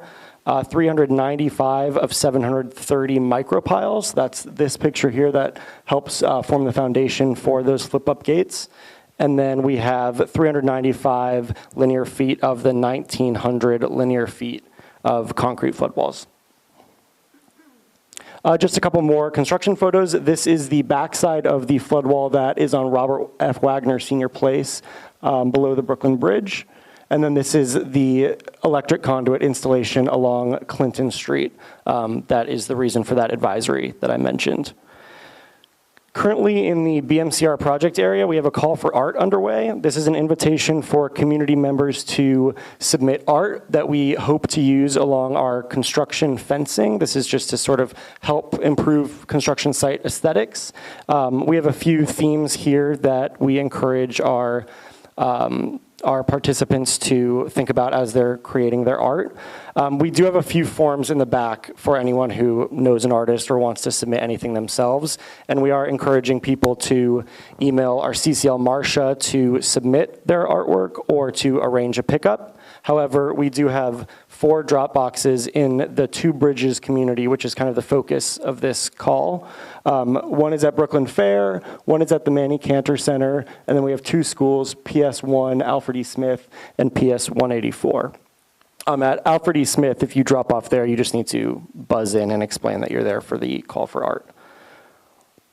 And then here's Marcia Guido's contact information. She is the community construction liaison, so if you experience any problems or have any questions within the BMCR project area, she is your gal. We're also often in the community. We present at this meeting as well as CB1 because we overlap with the rest of the Lower Manhattan Coastal Resiliency portfolio.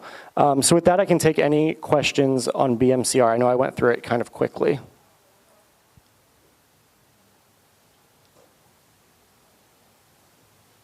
Committee members, raise your hand. I'll go to Val first. Yeah, just have you talked with the people in Alfred E. Smith? Because I have to say that, well, I have relatives that live there, and we were looking at that section below 384, 374 Pearl Street, where I think, I don't even know what that is that you have underground there. But I would hope that you do some presentations at, talk to Aisha Torres, who I think is still the president down there, and do some presentations so that the people in Smith houses totally understand what is around them. Because I have to say, I was like a little nervous looking at it and not knowing what I was looking at. So just do presentations down at Smith houses. Talk to Aisha Torres, who's the president. Thank you. Yes, I know Marcia's in touch with Aisha Torres, and doing a presentation there is a great idea. We'll definitely take that back. Thank you. All right, thank you. Just one quick question, and this is, I know Marcia's here.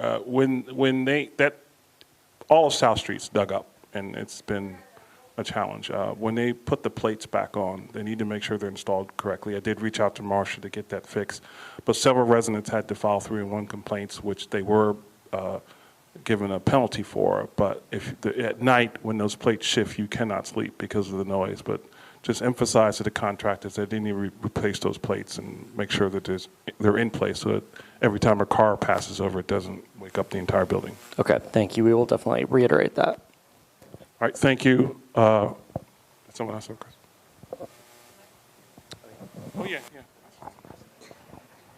The floodgate, the picture that you had, the Robert Wagner, where is that again? Yeah, so maybe it's easier if I show on the map. So right here,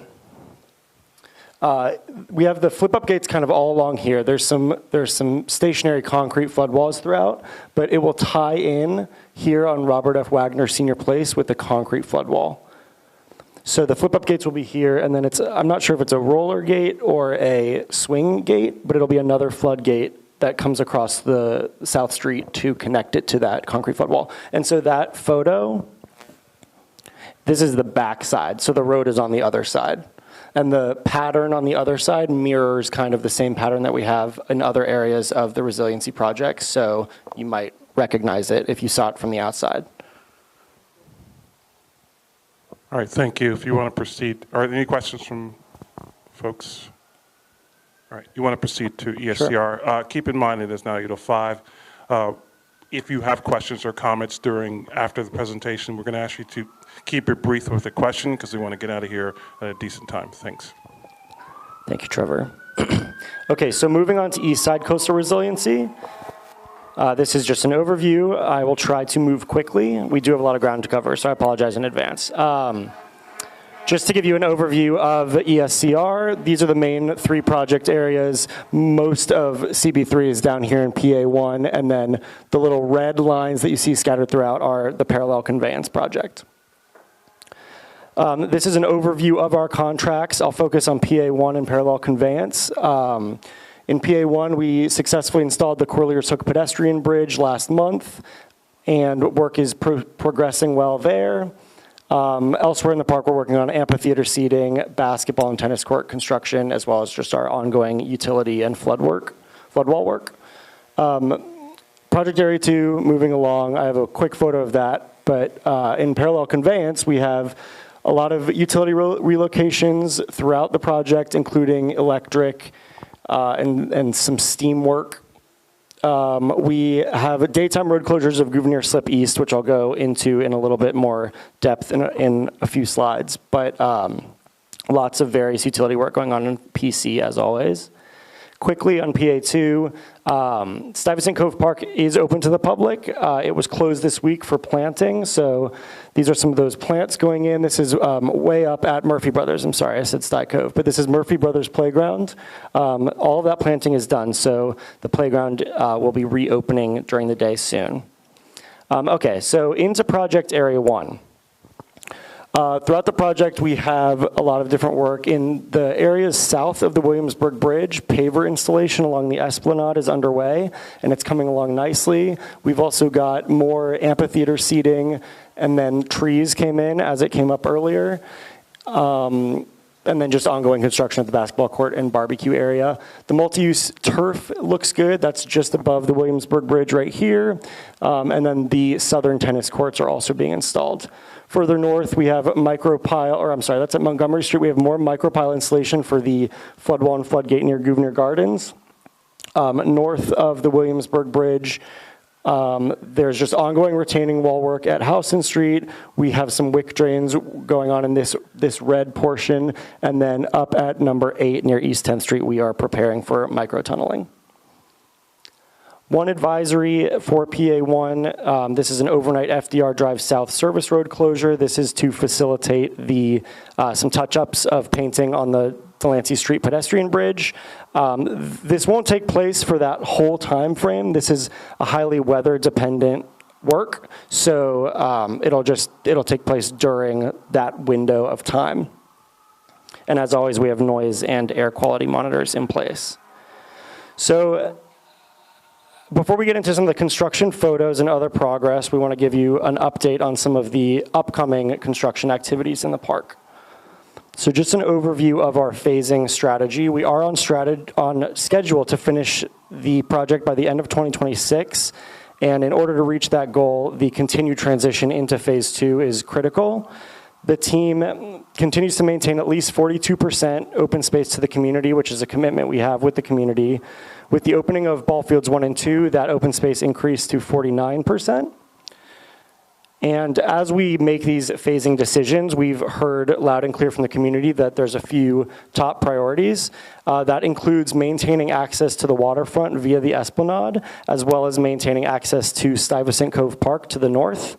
Again, it's that 42% open space commitment, and then taking parks permitting into consideration as we move into other areas of the park. And then, of course, limiting tree removals and maintaining safe circulation for pedestrians and park users. So as we've gone through the project, these are just some recent milestones. We've maintained 42% throughout. At times, we've been able to maintain more than 42% open space, and we will continue to maintain 42% as we progress further north. This year, we've hit a number of milestones. On Labor Day, we opened ball fields 1 and 2 in the Delancey Street Bridge. In fall last month, we installed the Corlears Hook Bridge, and we reached substantial completion of PA2 to the north. In the spring of 2025, we anticipate opening that Corlears Hook Bridge as well as the Chair Hill and flagpole area around it, and then we will begin to open amenities south of the Williamsburg Bridge. So as we moved into phase 2, the work that we have to prioritize is the deep sewer work. These are the deepest areas of the park where we need the most time to complete the work. And in order to keep the project on track, we have to get this work done. The next location of the deep sewer is in fields 7 and 8. That's represented by this blue box on the map. And we are planning to start this work on December 2nd, which will be after the permitted sports are concluded on ball fields 7 and 8. Well, there will also be a small area in the northwest corner of the track, and then Parks has 2 sort of storage areas right here, and we are taking one of them. We will maintain access to the Esplanade and Stuyvesant Cove Park. These yellow arrows on the map represent the primary gates to get into the track area from this side. There's more over here, but these are just the closest to this work area. There will be limited tree removals. There will not be any trees taken down on the outside of this work area. That work area will be contained entirely within the fence perimeter of field 7 and 8. With the exception of that one area here. But in the area around the Esplanade here, this will be in the existing fencing of fields 7 and 8. Again, we're going to maintain 42% open space, and we will begin to open more amenities south of the Williamsburg Bridge in spring of next year. Just as a reminder of some of those amenities that are at play, the multi-use turf is just about complete, and then we've got the Esplanade area down there. Again, I'll show you the pavers in a moment. We anticipate the Corlears Hook Park pedestrian bridge area will open as well, and then we'll have more specifics at a future update as soon as we have them from the team. So that Corlears Hook bridge that I was just talking about connecting to Corlears Hook Park, that's what was installed in October. This is a photo of it from just a few days ago. And then this is some of the curb formwork that's being done in Corlears Hook Park. So not in East River Park, but on the other side of the bridge, which in that photo is the left side. And the concrete deck for this bridge was just poured last weekend or a couple of days ago. So here are some of the trees going in at near ball fields 1 and 2 in East River Park. This area here is the lawn area, closer to the picnic tables and barbecue area. Again, that's all south of the Williamsburg Bridge, and I'll have some numbers on trees in just a moment. Here's what the Esplanade is looking like with those pavers going in, and then on the right side you have a photo of the amphitheater seating looking towards the Williamsburg Bridge. At East Houston Street, we have revived some previous call for art submissions. So during BMCR, I was talking about the current call for art that we have for that project. The panels that we've placed on East Houston Street went in this week, and they run along the pedestrian path that leads into East River Park. So a lot of the artists who contributed to that call for art were very excited to hear that their art was being displayed once again. So just to go through some of what we've heard for PA1, we have 460 trees on site, 180 have been planted to date. Just to address the irrigation question quickly, the water system in the park is not online yet, so as Luke mentioned, the contractor will be responsible for keeping those trees alive, and as he said, it's in the contractor's best interest to do so. So they will take care of that through their water system. It won't come through the irrigation system. However, each tree in the park does have its own bubbler irrigation system, and then the planting beds are also hooked up to the East River Park irrigation system. And it's new with this new construction. At the last CB3, we got a question about the embayment near ball fields 1 and 2 in the amphitheater. This one does not step down to the water. It's really just like a single step down, and then you have the seat wall. But the northern embayment at East Houston steps further down, closer to the water, and there's also a step down near the track that isn't an embayment, which is the cutout sort of into the park, so that you have sort of the perception of being closer to the water. The Fireboat House, the Section 106 process update is OMB sent the alternatives analysis to the consulting parties earlier this month.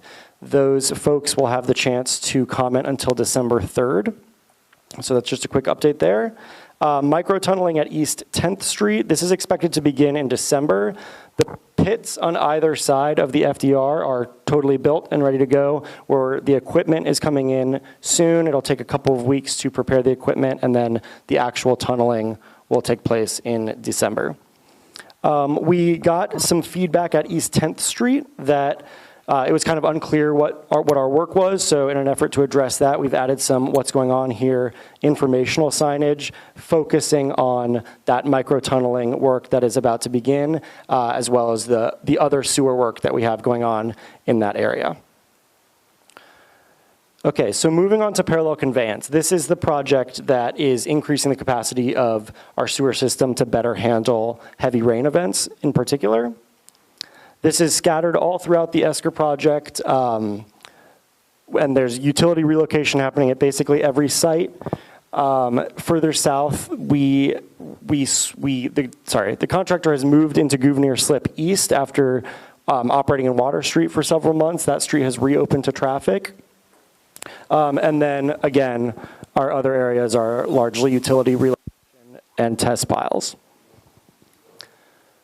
So just to provide a little bit more information about the Gouverneur Slip East work, this is, unlike Water Street, this will be a daytime road closure. So the street will reopen to traffic at the end of the day.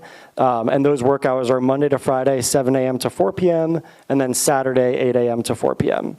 The sidewalk on the east side of Gouverneur Slip East will remain closed because that's where the bulk of the work is, and that's also how we're able to reopen the street at the end of the day.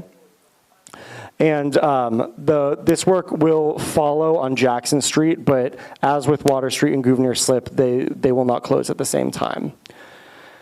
The reason that this advisory is ongoing until further notice is due to the discovery of an active steam pipe near the work area, and the owner of this steam pipe is not known. So we are in touch with Con Edison as well as Gouverneur Gardens and other buildings in that area, including Vladeck, and we have not identified who owns the steam line. It is an active line; it's a hot line, so that makes things a little bit more important. And again, there was asbestos discovered on the casing of the steam pipe, so this will require a standard asbestos abatement process that will include a licensed asbestos abatement contractor formulating that abatement plan and then executing the abatement itself.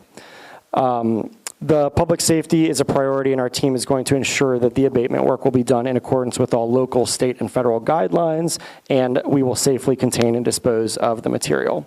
All of that material will be isolated and contained in a fully enclosed containment zone, and within this zone, materials will be placed in sealed containers or bags and trucked off-site.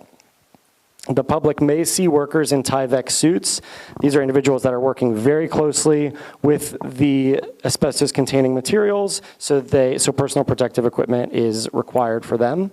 And we will continue to provide updates to the community. This is a very recent development, so as we learn more, we'll bring it to the CAG, we'll bring it to CB3 and anyone else that has any questions. So this is just a sampling of the different types of work that happen under the PC contract. We have a steam main abatement at East 18th Street. This manhole was installed in Water Street. We've got micropile testing on East 20th Street, which tests the strength of the piles that will support future infrastructure. And then on the FDR Drive, this is near Corlier's Hook Park. Temporary concrete barriers have gone in to allow for the construction of the gate chamber building in that area. Like East 10th, we have placed what we've heard signs along Water Street, and we will continue to do so as we continue working in that area. These are focused on kind of explaining that expanded capacity of parallel conveyance, as well as the fact that we are removing old equipment, not putting it back in the ground, replacing it with new infrastructure. Switching gears a little bit, we have a couple of hiring events coming up. On December 10th, our team will host our quarterly Work With Us information session. And then on December 4th, DDC will have its Manhattan Construction Career and Training Resource Fair. A lot more details on those are available on our website. We also have flyers for both events. So if you guys know anyone who's searching for a job, or if you are, definitely attend those events. And the Work With Us event is virtual. The Manhattan Construction Career Fair is in person. These are the contact details for our community construction liaison. So again, if you experience any issues with any of the construction or you have any questions about the project, please don't hesitate to reach out to these folks. They're here tonight. Their numbers are on the screen. They're on our website. We also have a flyer in the back that includes their contact information as well as a QR code to take you to our inquiry tool, which is on our website where you can contact us as a team. So I'll leave that slide up while I take questions.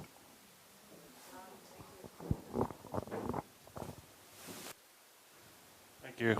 I had to turn on the microphone, sorry. So from the committee, I need to see who has questions. So I see two from committee. I'll go to Val first. Well, let's let Diane. She hasn't spoken. In terms of the amphitheater and the bridge, what is the timeline? Because the bridge we all can see is up, so people are like asking, when are we going to be able to use that, because they still have to use the temporary one. And the amphitheater, there's a lot of distrust, and people have like asked me, are they actually going to do it? Because that section is where, you know, all them trucks and whatnot are. But in terms of what is the timeline for the amphitheater? And then the other two things that people are asking about, Jackson Street, you know, everybody's a little nervous about what's going to happen there and how you're going to inform people because of that whole incident that happened on Water Street and the fact that the sign said July 2nd and we had an incident on July 4th. The sign said July 2nd to, I think, October 2nd is when they were supposed to be working, and they're still there. And then in terms of Water Street now, I think when I came here, when I looked behind me, it looked like you could drive up Water Street, because I noticed that like yesterday, there were cars on Water Street, the northern end of the block, where cars were parked at the northern end of the block. And it was like, wait a minute, how did they get in here? Because the southern end of the block, and the block goes from south to north. And so it was like, how did these cars get in here? Because they would have looked like they almost would have had to back up. So anyway, in terms of Jackson Street, what exactly is going to happen, and when are you going to let people know because of the whole uncomfortability? And in terms of Water Street, when is that going? Like I said, it looks like now, it looked like traffic could go from one end to the other. So I guess people kind of want to know what safety measures are in place. Sure. I'm going to attempt to address those in reverse order. So here this is the Water Street area. We wanted to address an pedestrian safety issue earlier in the week, which is why Water Street didn't reopen until today. And that's related to the discovery of the steam pipe. So it is my understanding that people were backing in down the street because this portion was closed. And I also should have been clear on this slide earlier, there is a portion of Water Street parking here that's limited because of that steam pipe and to store some of the materials needed for the Gouverneur Slip East work, so that we're able to reopen that street. And then as for Jackson Street. No, wait a minute. So you're saying the portion on Water is. No, you need the mic. Oh. The portion on Water Street is like below like 645 Water, which has been like blocked off for quite some time. So you're saying that that's still blocked off, but people can drive up. They can drive up. That sidewalk is closed off, but they can drive up the street from Gouverneur to Jackson. Yes, correct. Okay. And that's going to be every day now, from now on? Yes. And so what safety measures were taken? I mean, because that's the street this guy Yes. drove right. So what safety measures have been taken? So in order to close any street, we have to get a bunch of approval, including from emergency services, and these are plans that are, signed off on by DOT, as well as, FDNY, NYPD, that sort of thing. So like with any of our other road closures for ESCR, we're going through those proper channels to close the road. And they have to make sure, that there's safe, accessible passage for pedestrians included in that plan. Okay, so that's the measures you've taken. No speed bumps there. We have not installed any speed bumps. Okay.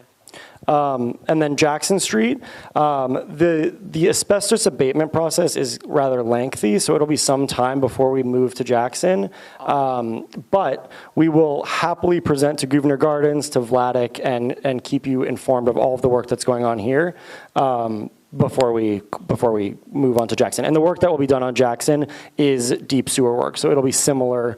It'll be essentially the same work that happened on Water Street and that's currently happening on Gouverneur Slip East. Okay, so before you do Jackson, you will contact Gouverneur Gardens and do a presentation for Sure, us? absolutely, we can do that. And then your PA1 Timeline, yeah, for questions. amphitheater and the bridge. 'cause So everybody's- this is a photo of the amphitheater. So as you can see, the seating is going in. They have to install each of these precast seating. And then up here, it's just off the screen, but the stage is here. So the amphitheater is coming along. I don't have specific dates for when things will open, but we know that spring of 2025 is when things will start opening pretty quickly south of the Williamsburg Bridge. Okay. And then you had one other question? No, it was just the amphitheater bridge, the timeline for because they Yes. can all see the bridge and we can see stuff was done on top of Yes. it, but they still have to use the Temporary bridge. Yes, the new bridge will open with everything else in the spring. So the concrete was poured for the deck, and then they just have to do like some of these finishes. Like this is just kind of a dirt landing. And if I recall correctly, this is still quite below grade from where it meets the bridge. So they still have to, install that concrete and stuff. But spring 2025 is the timeline for that bridge to be open. Okay, and then I guess just quickly, because I asked the other people, the shading, like that area that I'm going to say is like Jackson and below, where the seating, the benches, there's like no shade. So these umbrellas you're talking about, when are they going to get anything for shading for the bench areas? Because the older people like to go there. Of course, yes. I know that there are several areas I think maybe it's only just in this tree photo. But in these picnic tables, several of them have big umbrellas that'll be installed in them. And then eventually the trees will provide structure that'll obviously be fairly limited as they are younger. I know that, we talk with Luke often about the shade structure situation, and I know that they have their pilot program, Parks has their pilot program. We're responsible for the construction as it was designed, so any shade structures are right off the bat will mostly come through umbrellas and fixed furniture. Okay, thank you. Yeah, and I'll just add, I'll reiterate that once the project is complete, that's just the beginning from my perspective on how we take care of the park. So we'll be sure to work with you guys. And I'll add, I misspoke earlier about the Friends of group. We will work with Frank to make sure that for Pier 42, we tackle that for this summer. And then if this opens in the spring, hopefully we can take some of those ideas that we walk through and come through together in Pier 42 and then use that for the rest of East River Park. But when it opens, that's just the beginning. That's how I view it.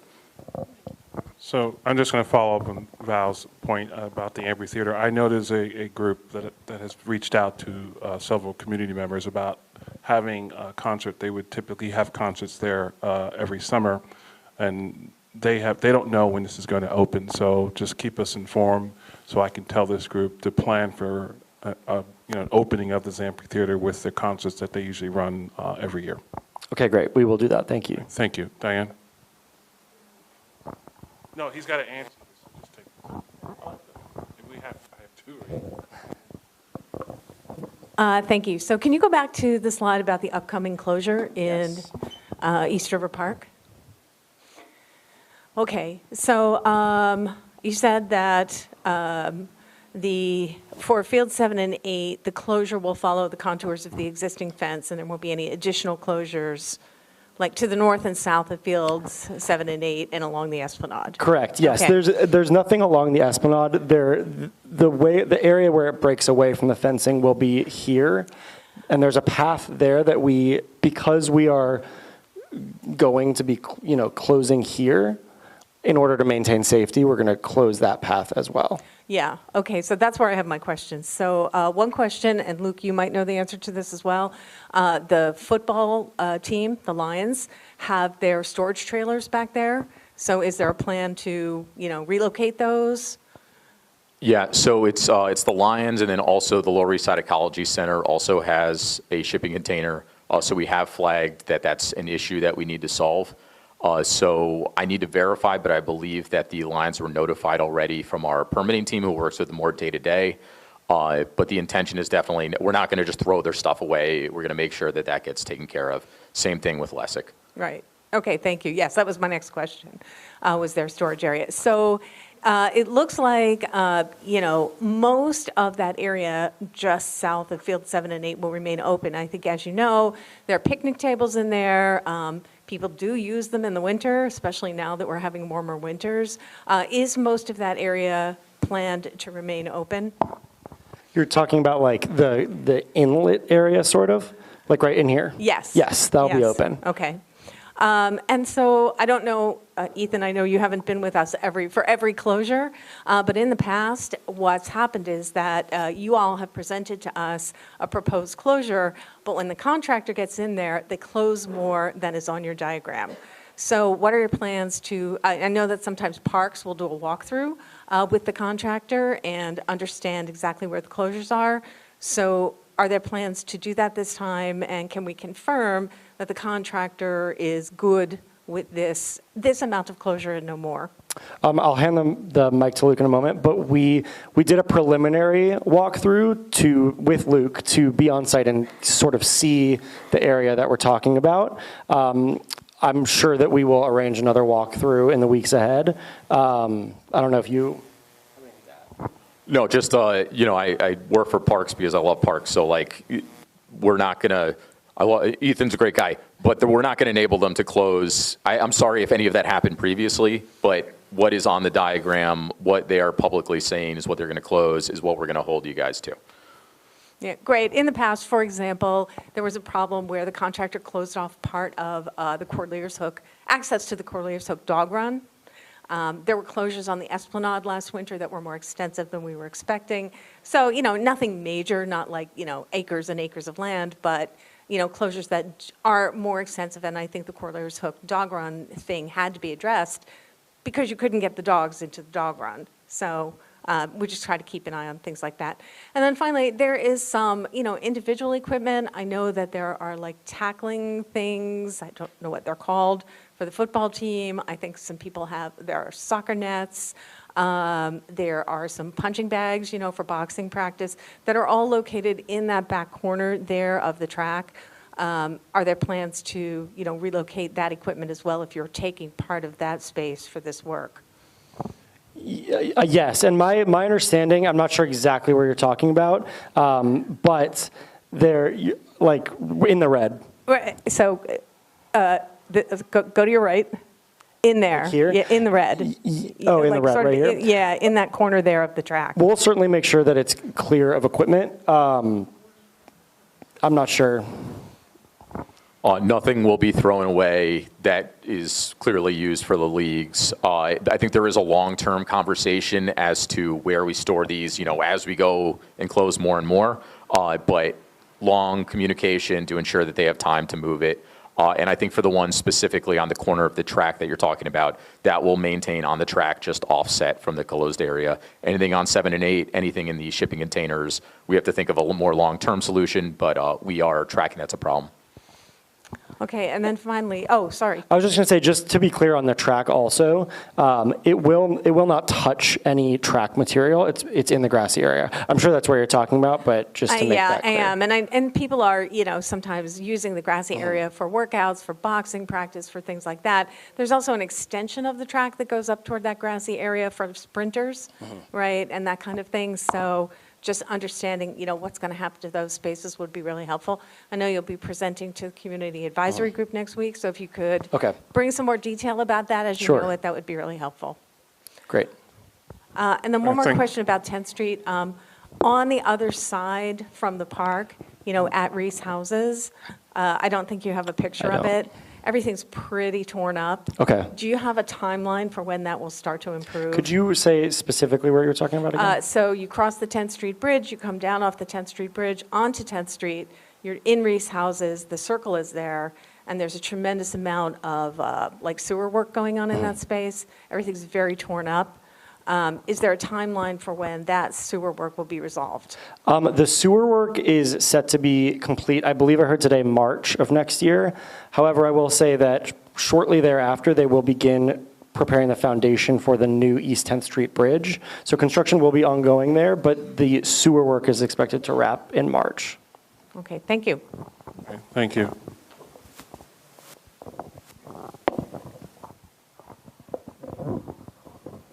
All right, I see two people who have their hands up. Josie, there are water fountains in the final design. Yes, there are. And if you want to look at it, it's online for the PDC submission, but they're water fountains. They are there. Okay. If you want to come up to the microphone. I'm just going to keep 2 minutes in my head. I'm sure you've been to a board meeting before. Hi. Can you go back to the slide with the area showing where the construction's going to close? Yes. I'm concerned about the trees that were saved along the FDR. They're pin oaks. Are those going to remain, or are they coming out? I'm not sure specifically which trees you're talking about. I know that any tree, I know this isn't along the FDR, any tree that is along the dotted line is not going to be removed, but trees that are within the red will be removed so that the contractor is able to complete the work that's in there. So, okay. I'm glad to hear you're not saying every tree anymore, that you're now saying as needed or as they're in the way, but please minimize it. It's so barren there. It's shocking. How wide is the esplanade going to be? Is it like where the fence is now? Yes. And is there a construction blind going to be put up there? So I'll have to find out about that. because when we heard about it earlier from the CAG, it was only going to be like 8 feet wide, and that's like a major crossing area, and it seemed like just ready for problems. You're referring to the esplanade right along here, correct? Yeah. I'm not sure the exact width, but it is within that current fencing line. So as you walk now, I know that I think the path kind of curves, and there's a small lawn area with trees against the fencing that will remain open. Yeah, okay. And I'll see you next week. Okay, great. Should I give this to Frank? Yes, appreciate it. Hey, Ethan. A couple of quick questions. One is on Water Street. Are there plans to go back to the areas that you've now recently opened this past week? Meaning closing that street? Closing Water Street? Yeah. Tanya, do you know the answer? Hey, Tanya.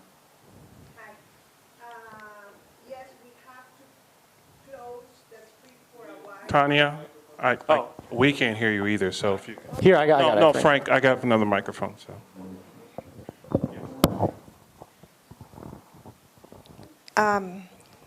Yes, we have to close the street once again, but will be for a short period. Do you know when approximately? No, but I will let The you reason know. why- I will yeah. send advisories and, Well, I mean, you've been good, but sometimes I know it's not you. Sometimes these advisory come like 2 days before.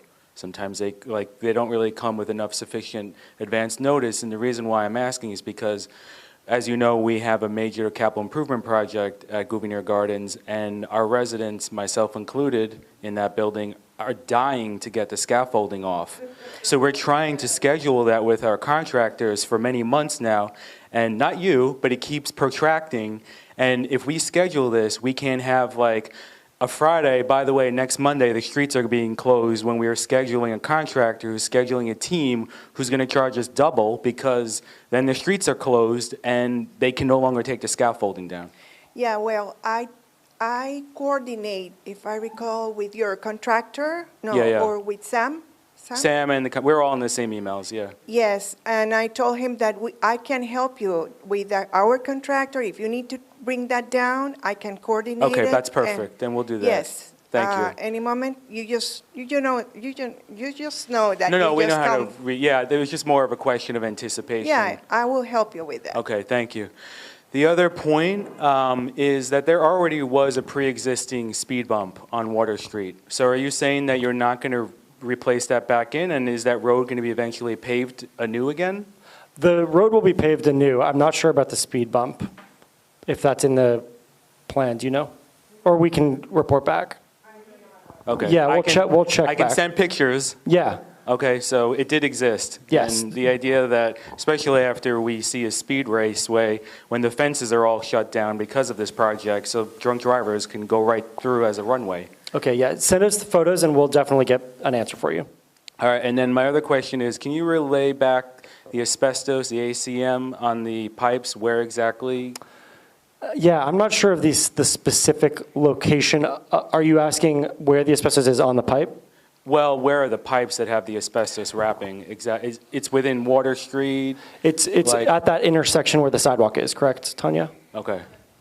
All right, and then my final question is, it's more of a reminder, but we had a commitment that you were going to replace trees that were taken away up next to one of our parking lots as part of this PC project, and I'm just reminding you that that is a commitment we're going to hold you to, and I'm just curious if you have any idea when that might happen.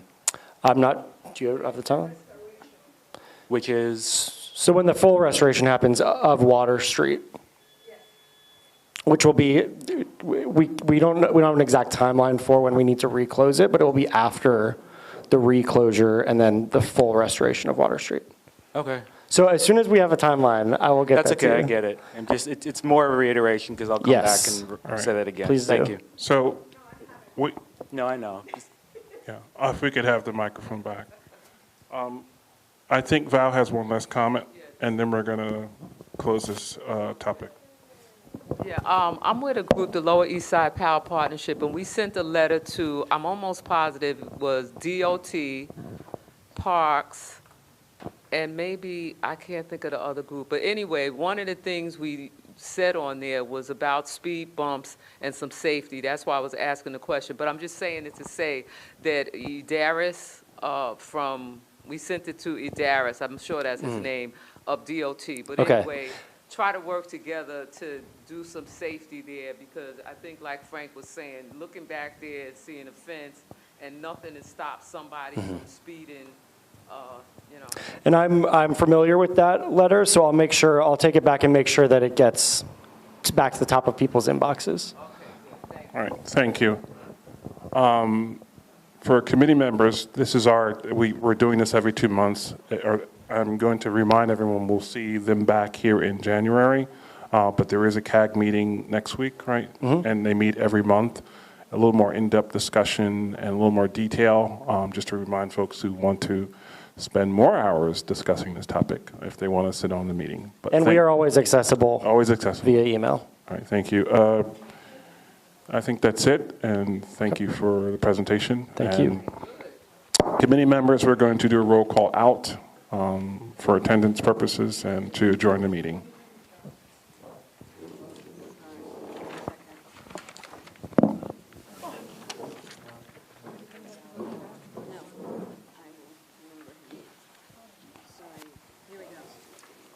So we're going to do a roll call to end. Trevor Holland. Yes. Diane Lake. Yes. Ryan Gillum, yes. David Adams. August Castelli. Yeah. Carlin Chan. Yes. Catherine Freed. Yeah. Valentina Jones. Yeah. Nancy Kong. Yes. Daniel Tano. Zachary Thomas. Yes. What's his name? Kay Webster. Brian Kavanaugh was talking. Rod Ramani. Something. And so he said, but Val, I got your letter. I was like, oh. There you go. Rod. All right. Would you thank Desiree for sending that? All right, thank you. Everyone, please exit. We need to get out of here as soon as possible. It was very interesting. And help put the chairs and tables back.